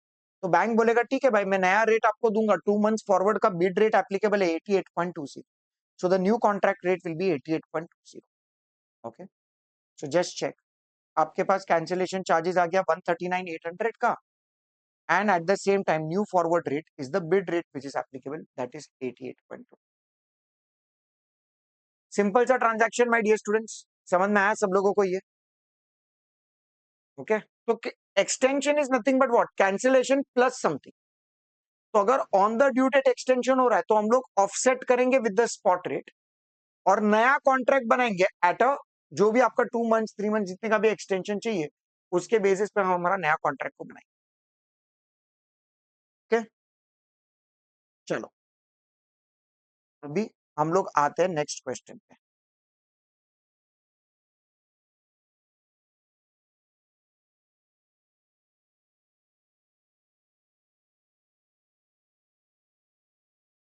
Question number 51. Okay, अभी इसमें कैंसिलेशन एक्सटेंशन दोनों है. ओके, चलो let's do this particular question. Suppose you are a banker and one of your export customers, चलो क्या बात है, हम लोग को सामने से दे दिया, one of your export customer has book $1 lakh forward sell contract for 2 months with you at a rate of 62.52. Okay, और बाद में ऐसा दिया that you covered your self in the interbank market for 62.59, but इसका अभी कुछ काम नहीं है. ठीक है. However, on the due date, after 2 months, your customer comes to you and requests you for the cancellation of the contract. तो वो आता है और बोलता है भाई कैंसिलेशन कर दो on the off the contract and also request for the extension. Oh my god, by 1 month. तो कहना है this is happening cancellation on the due date and extension भी हो रहा है 1 महीने के लिए. On this date the US dollar, आपके पास स्पॉट भी दिया 1 मंथ फॉरवर्ड भी दिया. Determine the extension charges payable by the customer assuming that the exchange margin is 0.10 on buying as well as selling. Okay? अभी मेरे पास तो कॉन्ट्रैक्ट रेट पहले नक्की है, तो क्या ट्रांजैक्शन हुआ था क्वेश्चन नंबर 51 में? कि क्या ट्रांजैक्शन हुआ था क्वेश्चन नंबर 51 में? आइए पहले उस चीज को हम लोग डिस्कस कर लेते हैं. तो पहले तो क्या ट्रांजैक्शन हुआ था बच्चा लोग? कि एक कस्टमर था ए, उसने क्या किया था? बी को गुड्स बेचा हुआ. ओके, ये इंडिया में, ये यूएस में. बी बहुत शातिर है, उसने क्या बोला? भाई मैं आपको डॉलर दूंगा. तो इसका फॉरेक्स रिस्क निकल गया, इसका है, और ये भाई साहब अपने एक्सपोर्टर है. ठीक है, और पेमेंट कभी करना चाहिए था? After 2 months. ठीक है भाई, 2 मंथ्स के बाद पेमेंट करना चाहिए, हमें इससे भी कोई प्रॉब्लम नहीं है. And $1 is equal to ₹62.52. ये हमने रेट भी नक्की कर लिया. $1 इज इक्वल टू ₹62.52. ठीक है, now what is happening is कि भाई साहब कि भाई साहब अगर आप लोग देखोगे ना तो यहाँ पे यू विल रियलाइज दैट कि भाई ये आपका रेट चल रहा है 62.5। हम लोग ने बोल दिया कि भाई हम लोग बेचेंगे, तो ऑफ कोर्स यार इसमें तो bid rate would have been applied, बराबर। और ये सेल रेट है, बराबर। अभी हुआ क्या, वो आ गया भाई, और वो आके आपको ऐसा बोलता है कि कैंसिलेशन करना पड़ेगा। तो cancellation on the due date हो रहा है। Okay, so cancel on due date. Okay, अभी कैंसल ऑन ड्यू डेट हो रहा है, तभी आपको स्पॉट रेट दिए गए 62.800 एंड 62.7200। तो स्पॉट रेट क्या चल रहा है, $1 इज इक्वल टू रुपीज 62.6800, है ना, और 62.7200। ये आपका बिड है, ये आपका आस्क है, बराबर है। अभी हम लोग को स्क्वायर ऑफ करना है, तो स्क्वायर ऑफ करेंगे तो हमारे लिए ये सेल रेट था, तो बाय रेट अप्लाई होगा। सो हमने सेल किया था $1 को 62.52 में, और अभी बाय करना है $1 को, बट एक मिनट, यहाँ पे मार्जिन दिया हुआ है, और मार्जिन कितना है 0.1%, तो ऐड करना पड़ेगा 62.7200 प्लस 0.1%, मार्जिन को ऐड करना पड़ेगा 62.7200 प्लस 0.1%। तो ये क्या हो जाएगा, रुपीज 62.72 प्लस 0.1%, तो 62.7827 पे हमें बाई करना। तो आपको क्या होगा, लॉस। लॉस क्या होगा, लॉस वन इज बिकॉज आज क्रेडिट विल अप्लाई ना, स्क्वायर ऑफ कर रहे हैं हम लोग, तो 62.52, तो आपको लॉस हो रहा है रुपीज 0.2627 का। और आप देख सकते हो कि आपके पास अवेलेबल है कितना डॉलर्स है, तो हम लोग देखेंगे तो आपके पास अवेलेबल है dollar dollar dollar dollar 1 lakh. तो $1 तो कितना आएगा, इसको मैं 1 लाख के साथ मल्टीप्लाई कर देता हूँ, तो 26,272, इतना मेरा लॉस हो रहा है, 26,000। ओके, 250 आ रहा है मेरा, 272 आ रहा है। नाउ ये तो हो गया कैंसिलेशन, ये एक पार्ट हो गया। अभी वो नया कॉन्ट्रैक्ट बनाना चाहते हैं, फ्रेश कॉन्ट्रैक्ट। तो फ्रेश कॉन्ट्रैक्ट का मतलब क्या हुआ कि भाई साहब वो बोलना चाह रहा है कि अभी है ना, ये 1 मंथ के लिए मुझे एक्सटेंड करके दो, बट ये तो एक्सपोर्टर, तो एक्सपोर्टर के लिए तो बिड रेट ही अप्लाई होगा, बराबर। तो फ्रेश कॉन्ट्रैक्ट के लिए $1 इज रुपीज कितना है, 62.6400। फिर उसमें से मुझे क्या करना पड़ेगा, एक्सचेंज मार्जिन जो है ना वो मुझे माइनस करना पड़ेगा। तो मेरी एक्सचेंज मार्जिन क्या है भाई, तो दैट इज नथिंग बट, अगर आप लोग चेक करोगे तो आपको पता चलेगा कि आपका एक्सचेंज मार्जिन है 0.1%, तो 0.1% मुझे माइनस करना पड़ेगा। तो can I say $1 is equal to rupees 62.5773, ये आपका न्यू कोट होगा, दिख रहा है आपको, 577। Superb, this is nothing but extension on the due date. अभी इसमें से जो भी बैंक ने कवर किया था ना, उसका कुछ काम नहीं है। ओके, वो हम लोग बाद में देखेंगे ऑटोमेटिक कैंसिलेशन के टाइम पे, अभी उसका कुछ काम नहीं है। तो एक्सटेंशन के टाइम पे वो रेट को हम लोग इग्नोर कर देते हैं। एकदम क्लियरली समझा बॉस, ये वाला पार्ट चैट बॉक्स में लिखो, have you all understood this बेटा।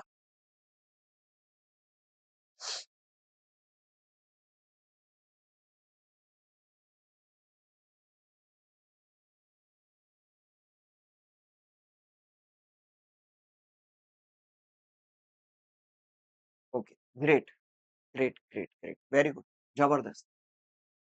तो अपना स्टेप्स अपने को सेम ही फॉलो करना है, उसके बेसिस पे आप सॉल्व करोगे, आपको 100% आंसर आएगा।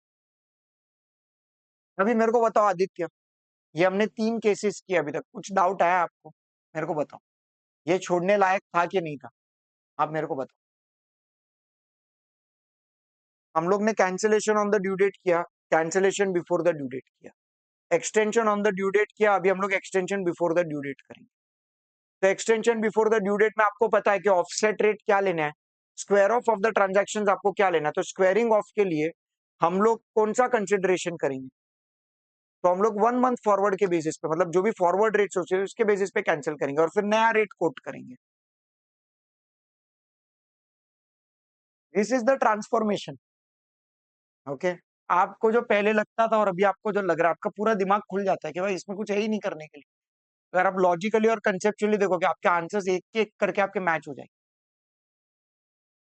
बस आपको बस खाली कंसेप्चुअली चीजों को पढ़ना है, बस that's it. Fate of forward contracts पे मेरे को जितने डाउट्स आते हैं ना स्टूडेंट्स के, मतलब जो भी अपने एकेडमी से नहीं है, जहां से भी, मतलब इन लोग ने किए हुआ है पहले, मेरे को मैक्सिमम फॉरेक्स के डाउट्स आते हैं ये फेट पे। और वो जो मैंने आपको मालूम है, वो क्वेश्चन नंबर 15 से लेकर 39 तक जो केस स्टडी टाइप थे, अप्रिसिएशन डिप्रिसिएशन, हम लोग ने उसको इतना सिंप्लीफाई कर दिया है, बस वो 8 फॉर्मूलाज हमको करने हैं, प्रीमियम डिस्काउंट के, अप्रिसिएशन डिप्रिसिएशन। उसी तरह फेट ऑफ फॉरवर्ड में ये करना है। हम लोग ने रूपी फ्यूचर कॉन्ट्रैक्ट में भी सब केसेस ले लिए कि भाई अगर डॉलर होगा, एक्सपोर्टर है, डॉलर ट्रेड होगा तो क्या, रूपी ट्रेड होगा तो क्या। तो जब भी कंसेप्चुअली आप एग्जाम्पल्स में क्लियर होना, तो आपको प्रैक्टिकल क्वेश्चन सॉल्व करने में कोई दिक्कत नहीं आएगी। ठीक है, बट प्रोवाइडेड आपको ध्यान दें, वो सबसे इंपॉर्टेंट है, वो प्री रिक्विजिट है। अगर आप ध्यान ही नहीं दोगे तो बेटा बहुत बड़ा प्रॉब्लम है। ठीक है ना, so you have to pay attention. Okay, आगे बढ़े बेटा, चलो।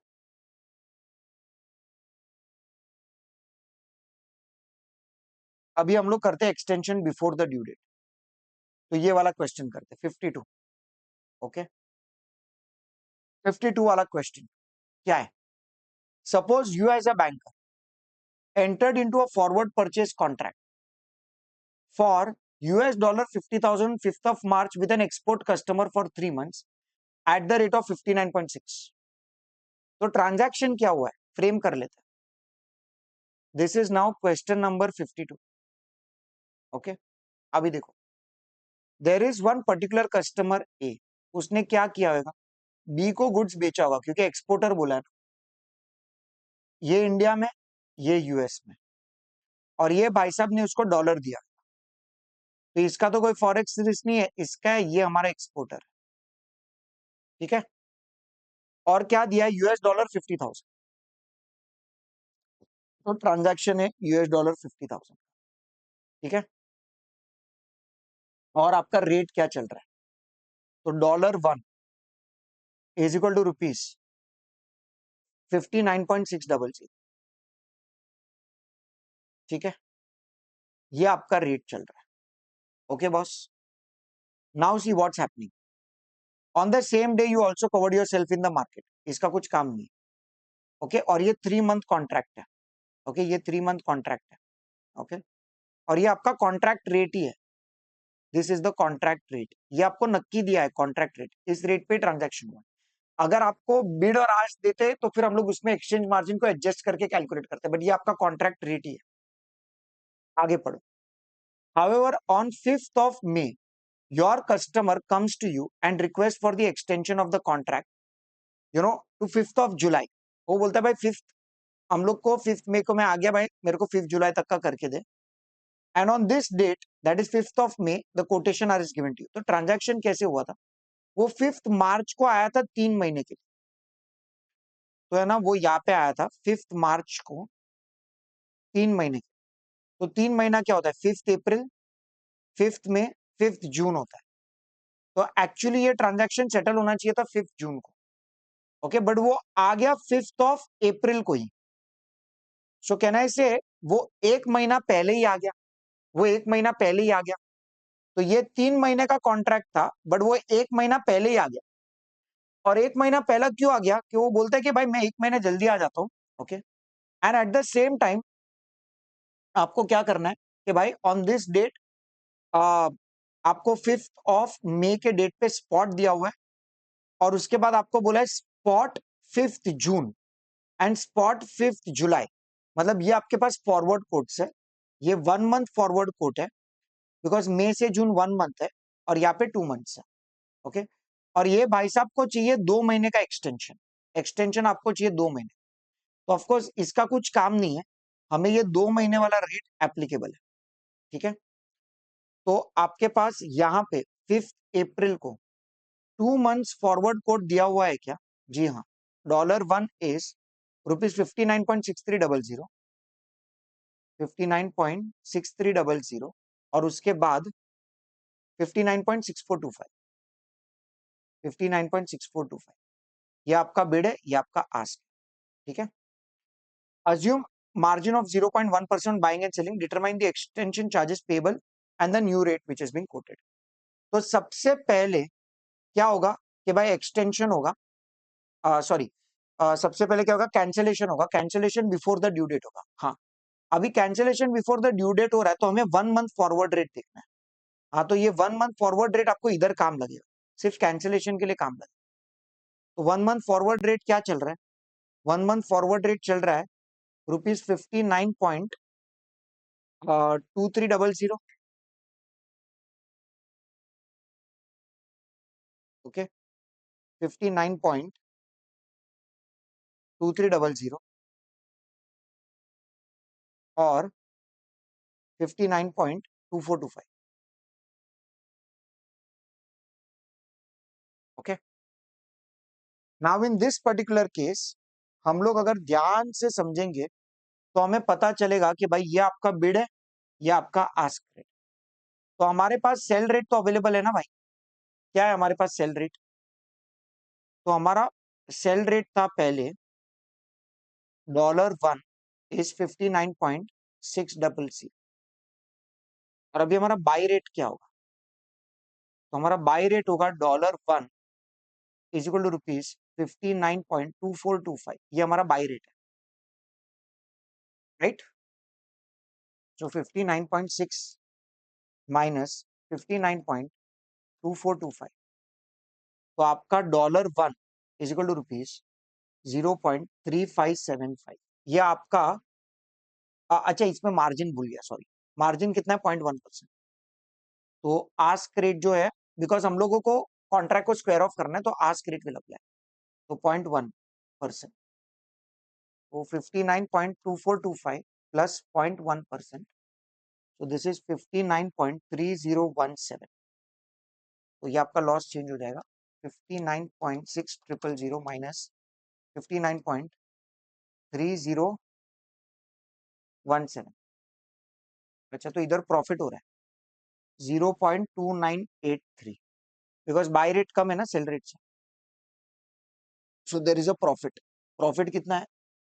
$1 इज इक्वल टू ₹59.3017, ठीक है। और हम लोग देख सकते हैं कि इधर इधर इधर इधर आपके पास कितना डॉलर है भाई? $50,000, 50,000। तो $50,000 के सामने क्या आएगा? तो 59.3017, सॉरी, 0.2983 का प्रॉफिट है, तो 0.2983 इंटू 50,000, तो ये आपको आएगा ₹14,915, इतना आपको प्रॉफिट हो। बिकॉज देखिए ना, हम लोग तो बैंक है ना, बैंक ने तो क्या किया था, सेल किया था तो बिड रेट अप्लाई किया था, तो स्क्वायर ऑफ करेंगे बिफोर द ड्यू डेट तो 1 मंथ के फॉरवर्ड रेट के साथ, और उसमें एक्सचेंज मार्जिन को आपको ऐड करना पड़ेगा। तो एक्सचेंज मार्जिन को ऐड कर दिया और उसके बेसिस पे हमें पता चला कि भाई ये सेल रेट है, ये बाय रेट है। पहली बार आपका बाय रेट सेल रेट से कम है तो आपका प्रॉफिट हो जाएगा 14,915, so there is a profit of 14,000, okay, payable to the customer, okay, are you guys trying to understand this? तो इतना प्रॉफिट हो, मस्त, एवरेज ओके, यहां तक पिक्चर क्लियर है भाई? ये आपका प्रॉफिट है। और न्यू रेट क्या आएगा? What is the new rate? क्या बात है यार, आदित्य आंसर दे रहा है बिफोर मी कंप्लीशन, क्या बात है, मजा ही आ गया भाई। तो न्यू रेट में अभी कौन सा रेट अप्लाई होगा? तो आपके पास है बिड और आस्क है आपके पास, ठीक है। तो डेफिनेटली आपका कौन सा रेट अप्लाई करेगा? तो आपका आस्क, आप सेल कर रहे हो तो बिड रेट विल अप्लाई, तो 59.6300 में से आपको माइनस करना पड़ेगा एक्सचेंज मार्जिन, तो 59.6300 में से हमें माइनस करना पड़ेगा 0.1% का मार्जिन है ना, 0.1%, 59.6300 माइनस 0.1%, तो 59.5703, क्या बात है, 59.570, मस्त, क्लियर है। क्या था अभी इसमें, तो ये हमारा 4 केसेस हो गया। कब बोला आप कौन सा 4 केस के बारे में बात कर रहे हो सर, हमें जरा बताओ तो सही। तो हमारा 4 केस था, cancellation on the due date, cancellation before the due date, extension on the due date और extension before the due date. ठीक है, अभी delivery on the due date इसका कोई क्वेश्चन नहीं हो सकता, बिकॉज आप जानते हो ये तो कॉन्ट्रैक्ट ऑनर हो गया, तो इसका कोई क्वेश्चन हो ही नहीं सकता। अभी ये तो जो हम लोग नॉर्मल कर रहे हैं वही तो है कि भाई कॉन्ट्रैक्ट डिलीवर हो गया ऑन द ड्यू डेट, तो उसका कोई अलग से क्वेश्चन नहीं होगा। बट हाँ, delivery before the due date, हाँ उसका क्वेश्चन हो सकता है क्या, जी हाँ। तो अभी हम लोग delivery before the due date का हम लोग क्वेश्चन करें। ठीक है,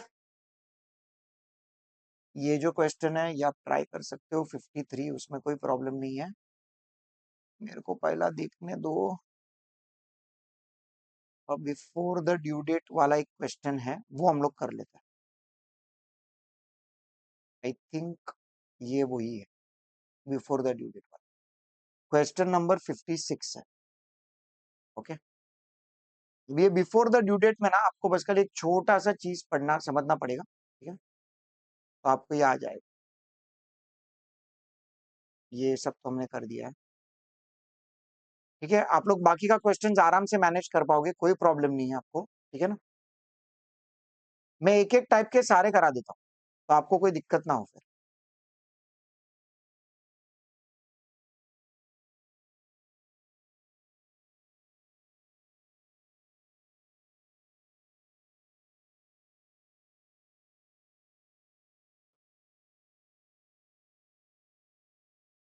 मजा आ रहा है कि नहीं, आप मेरे को ये बताओ।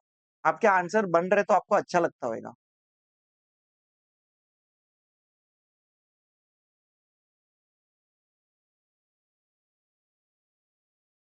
हाँ, तो आराम से ये मैनेजेबल है बेटा, 53 में आपको कोई तकलीफ नहीं होएगा, आप आराम से उसको कर पाओगे।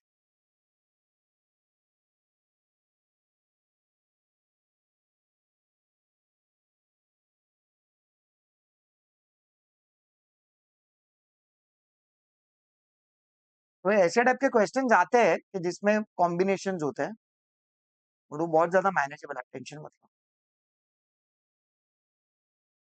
अगर आपको ये कंसेप्ट समझ गया ना तो उसमें आपको कोई दिक्कत नहीं होगी। ठीक है, मेरा ये किधर गया, एक मेरे को आपको है ना नोट देना था।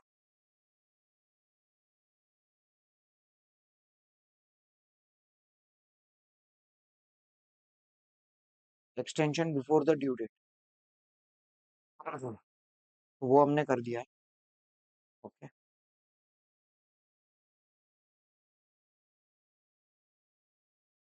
अभी हम आते हैं, ये जो लैक ऑफ 1 मंथ वाला बोल रहे हैं ना आप, ये वाला क्वेश्चन आपका आराम से मैनेजेबल है। ऑप्शन 1 पे ऑप्शन 2, और मैं आपको ये वाली फाइल भी दे दूंगा, आप टेंशन मत लेना। ठीक है,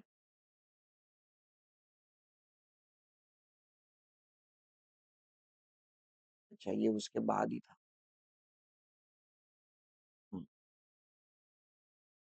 yes, early delivery of the contract.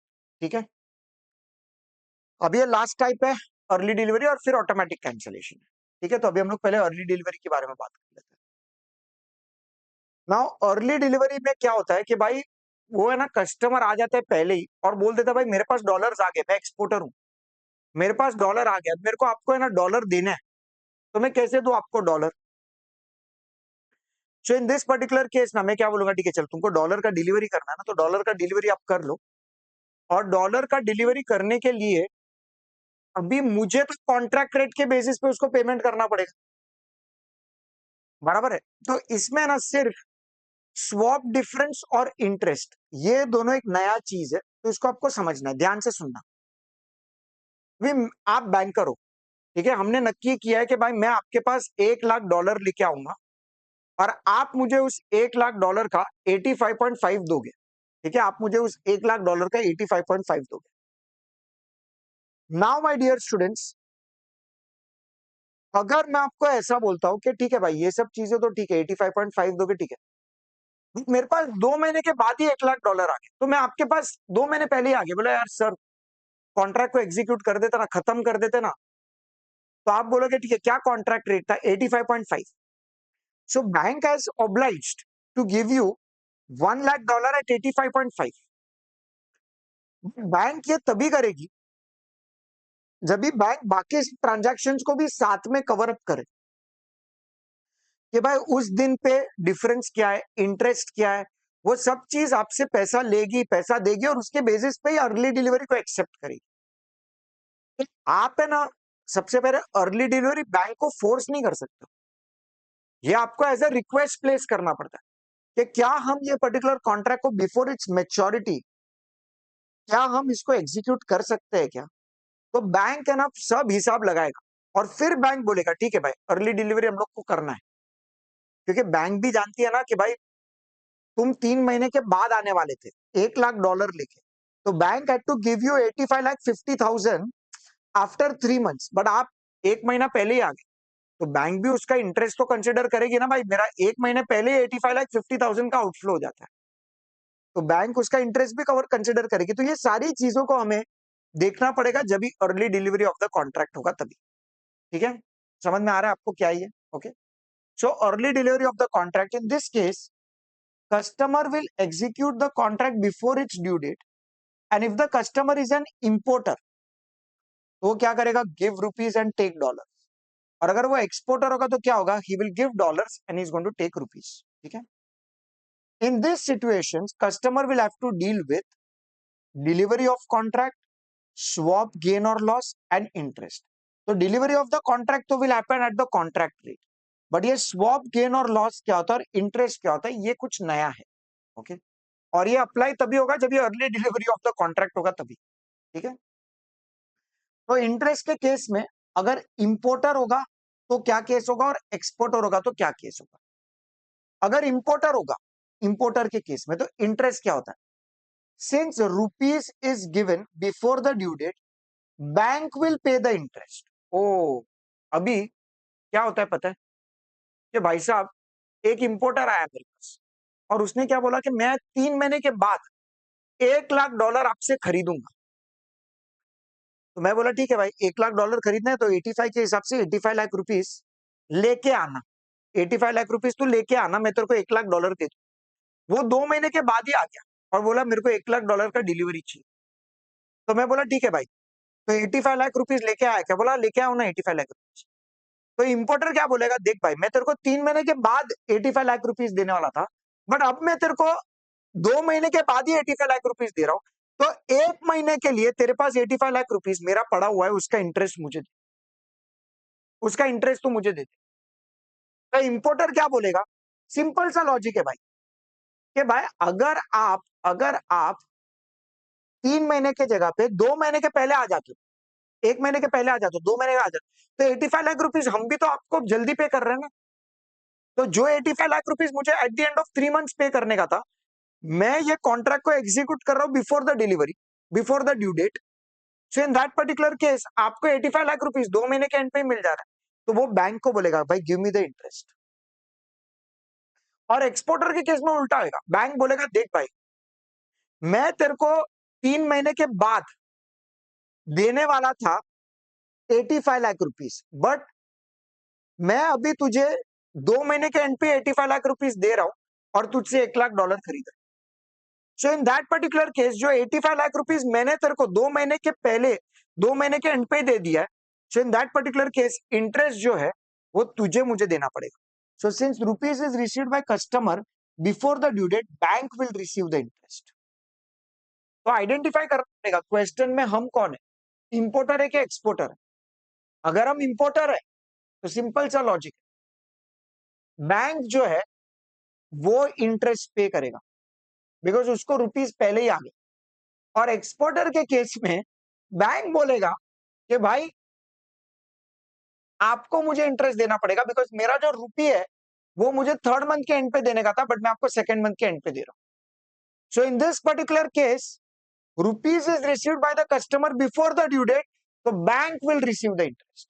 आपको बात समझ में आ रही? Bank is going to receive the interest. Okay, अभी हम लोग कंसिडर करते हैं ये नेक्स्ट वाला क्वेश्चन। ठीक है, बिल्कुल भी मत डरना। ठीक है, नेक्स्ट वाले क्वेश्चन आप लोग हो मेरे साथ? ओके, ये यही वाला क्वेश्चन नंबर 56। ठीक है, को समझा पहले ये क्या ट्रांजैक्शन है? मेरे को बताओ chat box, have you understood this और नॉट?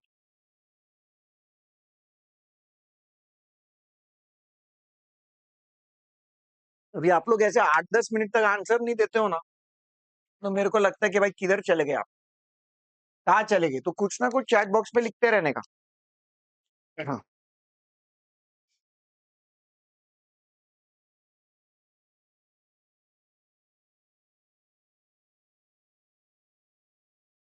हाँ, हाँ ही खाली लिखा है इसमें, हाँ ही लिखा है, और तो कुछ लिखा नहीं है।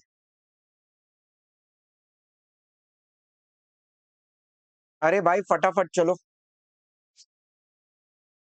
आगे, मेरे को बताओ भाई कैसे इसको सॉल्व करना है।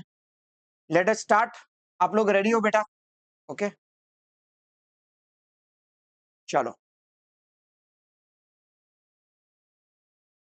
Now my dear students, question number 56 में कैथरीन किधर चली गई?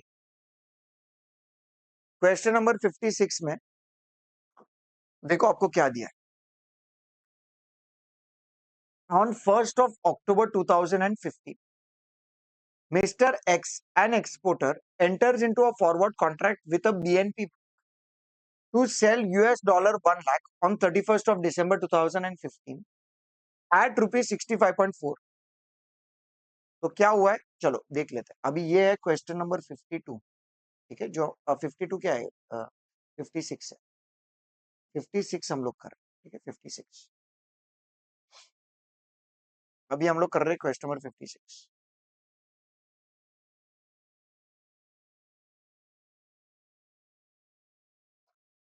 क्या हुआ है? On 1 October mister x an exporter enters into a forward contract with BNP bank. जो एक एक्स है, ये भाई साहब एक एक्सपोर्टर है। ठीक है, तो उसने क्या किया है, कोई वाई होगा यूएस में, एक्स पड़ा है इंडिया में, तो इसने उसको दिया है गुड्स और ये उसको देगा डॉलर। अभी ये जो एक्स है ना, ये जो एक्स है ना, उसके पास डॉलर आने वाला है। ठीक है, तो इसका तो कोई फॉरेक्स रिस्क नहीं, इसका फॉरेक्स रिस्क है। कितना आने वाला है? तो भाई $1 लाख। ठीक है, $1, डॉलर 1 लाख। ठीक है, डॉलर 1 लाख, और वो भी कभी on 31st of December eight 65.4। ये आपके पास कॉन्ट्रैक्ट रेट है। ठीक है, तो आपके पास कॉन्ट्रैक्ट रेट है। क्या है contract rate? $1 is equal to ₹65.4। ठीक है, ये आपके पास कॉन्ट्रैक्ट रेट है, और आपके पास है $1 1 लाख, $1 लाख। ठीक है बॉस, ये आपके पास है $1 lakh.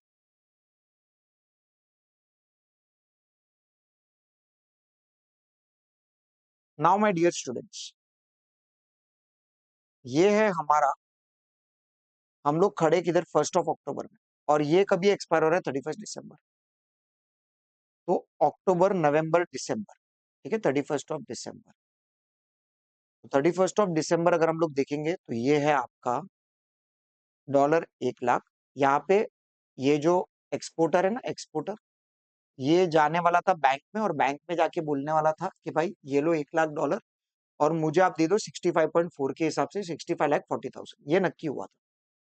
However, due to the request of the importer, Mr. X received amount on 20th of November. Mr. X requested the bank to take the delivery on 30th of November, that is before the due date। मतलब एक महीना पहले वो इधर ही आ गया, वो इधर ही आ गया $1 लाख लेके, और बोला चलो ना सर, डिलीवरी ले लो कॉन्ट्रैक्ट का। The inter bank rates on 20th of November is as follows. Okay, तो ये आपके पास स्पॉट रेट है, और ये आपके पास 1 मंथ का प्रीमियम है। ठीक है ना, तो यहाँ पे आपके पास स्पॉट दिया हुआ है। क्या स्पॉट दिया हुआ है? $1 इज इक्वल टू ₹65.22 एंड 65.27। ये आपका बिड है, ये आपका आस्क है। ठीक है, 1 मंथ का प्रीमियम भी दिया है, और प्रीमियम 1 मंथ का फॉरवर्ड रेट के लिए प्रीमियम आपको दिया असेंडिंग ऑर्डर में, तो ऐड हो जाएगा, तो +10 और 15 को हम ऐड कर देंगे, तो ये हो जाएगा 65.32 और ये आपके पास हो जाएगा 65.42। ठीक है। If bank agrees to take early delivery, then what will be the net inflow? That the prime lending rate is 18%. Okay, और आपके पास रेट ऑफ इंटरेस्ट अवेलेबल है 18% का, तो क्या होगा? ओके, सबसे पहले transaction, I hope you have understood. Now what is the swap charges? भी आपके पास सबसे पहले अवेलेबल है कॉन्ट्रैक्ट रेट विच इज 65.4। ठीक है, अभी ध्यान से समझना इस चीज को। अभी है ना, बैंक मालूम है क्या बोलता है कि देख भाई, मैं तेरे से एक अर्ली डिलीवरी तो ले लूं, चल कोई प्रॉब्लम नहीं, अर्ली डिलीवरी ले लेता, बट अर्ली डिलीवरी लेके मैं इस डॉलर का करूं क्या? बराबर के नहीं?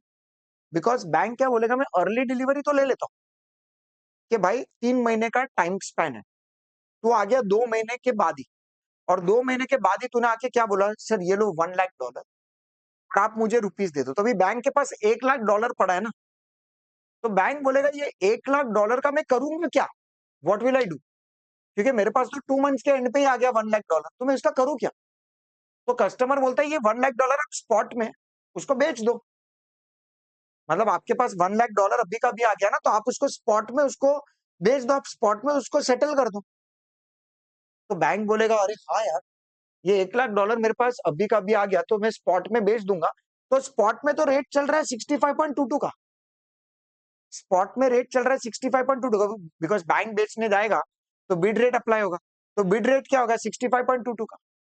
तो बैंक बोलेगा एक मिनट, चल ठीक है कोई प्रॉब्लम नहीं, मैं ये 65.22 में ये $1 लाख को बेच दूं, बट फिर भी कैन आई से दैट ये 1 मंथ के पहले ट्रांजैक्शन हुआ है, तो मुझे इसका एक ऑपोजिट ट्रांजैक्शन फॉरवर्ड में भी लेना पड़ेगा। जैसे हम लोग कैंसिलेशन करते हैं बिफोर द ड्यू डेट, तो किस तरीके से बिफोर द ड्यू डेट पे कैंसिलेशन करते हैं, तो 1 मंथ फॉरवर्ड में हम लोग डील करते हैं ऑपोजिट रेट में, तो उसी तरह यहां पे मुझे 1 मंथ फॉरवर्ड में भी एक ट्रांजैक्शन करना पड़ेगा। So in that case, what is happening is that bank is now going to consider that swap charges, और वो swap charges है ना, वो कस्टमर से लेगा। So basically what is happening, ध्यान से सुनना कि भाई जो 3 महीने के बाद पैसा डॉलर आने वाले थे, वो 2 महीने के बाद डॉलर आ जाए, तो वो डॉलर का बैंक करेगी क्या? तो बैंक उसको स्पॉट में बेच देगी, स्पॉट में सेल कर देगी। स्पॉट में सेल कर दिया तो डॉलर से बैंक चला गया, चलो it get got rid of it. But bank जो है कहना है से उसका अभी भी 1 मंथ, अभी आप बोलोगे सर कॉन्ट्रैक्ट तो डिलीवर हो गया, हाँ बराबर कॉन्ट्रैक्ट डिलीवर हो गया, बट बैंक ने 3rd मंथ के एंड पे भी कोई ना कोई तो पोजीशन लिया होगा। वो पोजीशन को सेट ऑफ करने के लिए बैंक क्या करेगा, तो 1 मंथ फॉरवर्ड बाय कर लेगा, 1 मंथ फॉरवर्ड को बाय कर लेगा।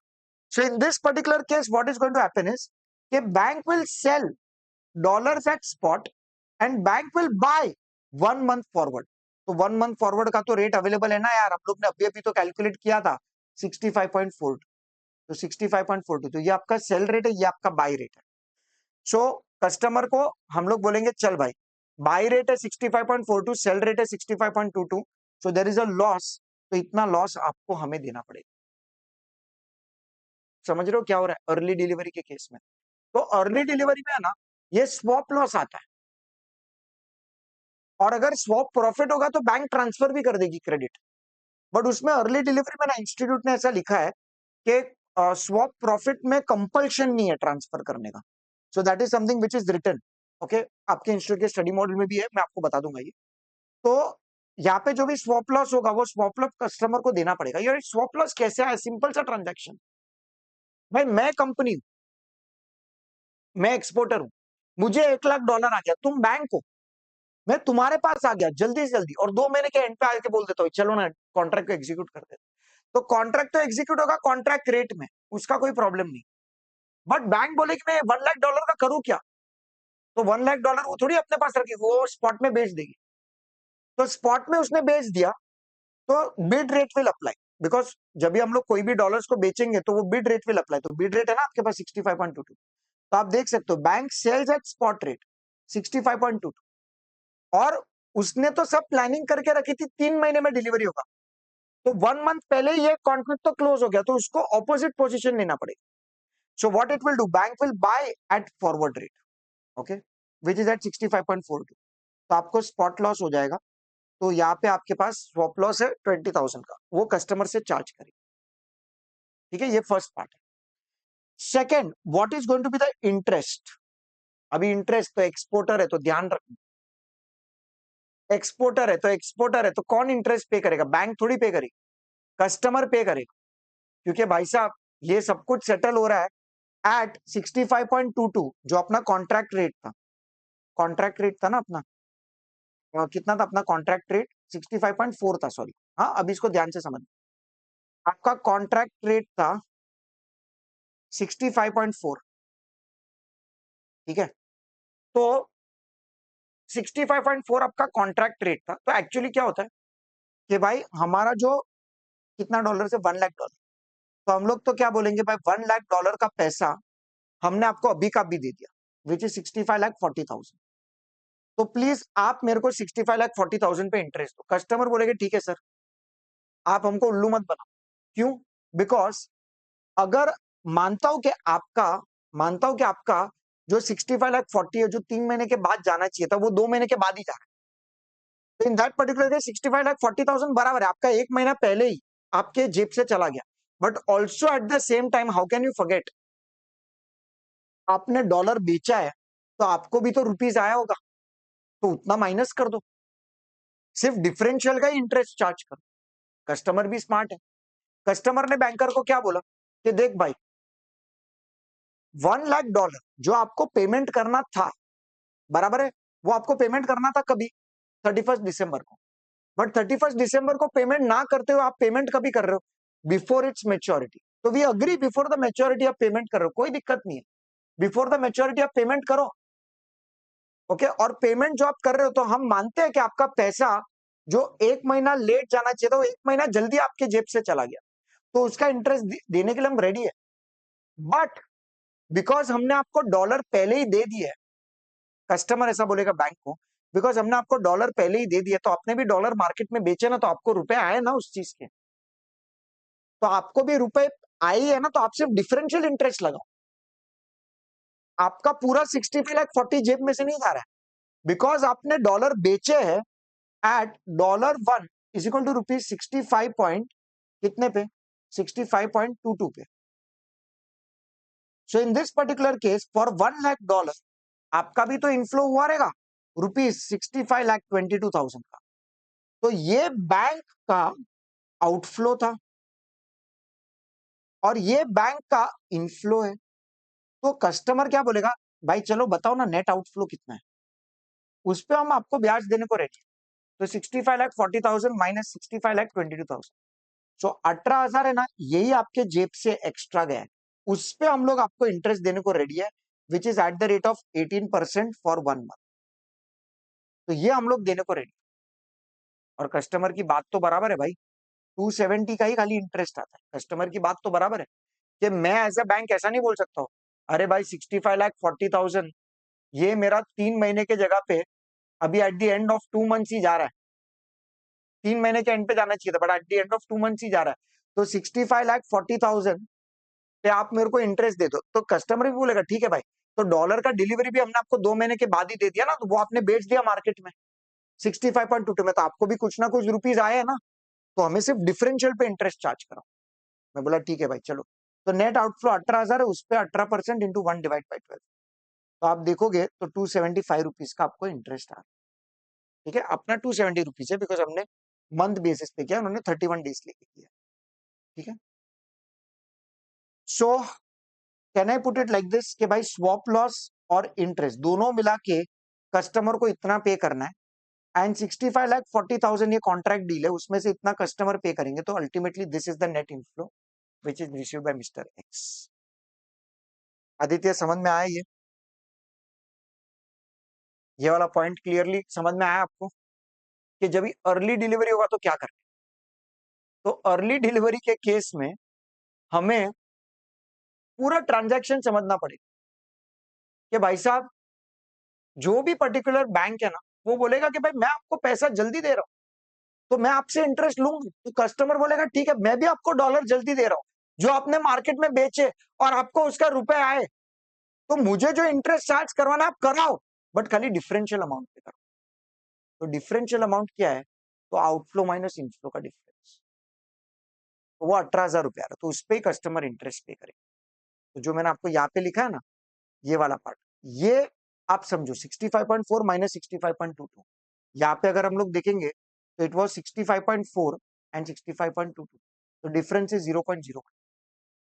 आदित्य समझा बेटा? ये कैथरीन, जितेंद्र, आपको क्लियरली समझ में आ रहा है कि क्या चल रहा है इधर? स्वैप चार्जेस और इंटरेस्ट, ये दोनों। स्वैप तो क्या है? सिंपल है कि भाई before the due date dollars आ गए, बैंक बोलेगा करूं क्या? बेच दो। तो हम लोग बेच देंगे, तो बेच देंगे तो डेफिनेटली स्पॉट पे बेचेंगे। स्पॉट पे बेचेंगे तो बिड अप्लाई हो, बट मेरा और एक भी तो यार खड़ा है ना ट्रांजैक्शन, फॉरवर्ड वाला, तो मुझे 1 मंथ फॉरवर्ड में बाय करना पड़ेगा, तो वो सेल बाय, तो वो दोनों का डिफरेंस कस्टमर दे देगा, और इंटरेस्ट आपको कंसिडर कर। ठीक है, एवरीवन अंडरस्टूड दिस? सो मैंने यहाँ पे आपको ये सारे केसेस को कवर अप कर लिया। ओके, ये जो आपके केसेस थे ना, ये मैंने आपके यहाँ पे सारे केसेस कवर अप कर लिए फॉरवर्ड के। Delivery, cancellation, extension, before due date, on due date, before due date, on due date, before due date. तो ये क्वेश्चंस को बेस मान के ना आप वो रिमेनिंग क्वेश्चंस को प्रैक्टिस करना, ये वाले क्वेश्चन को, तो आपको आराम से समझ में आ जाएगा क्लियरली। ठीक है, अभी ये जो ट्रांजैक्शन है ना, ये जो क्वेश्चन है ना, ये आपका ऑटोमेटिक कैंसलेशन वाला। ठीक है, अभी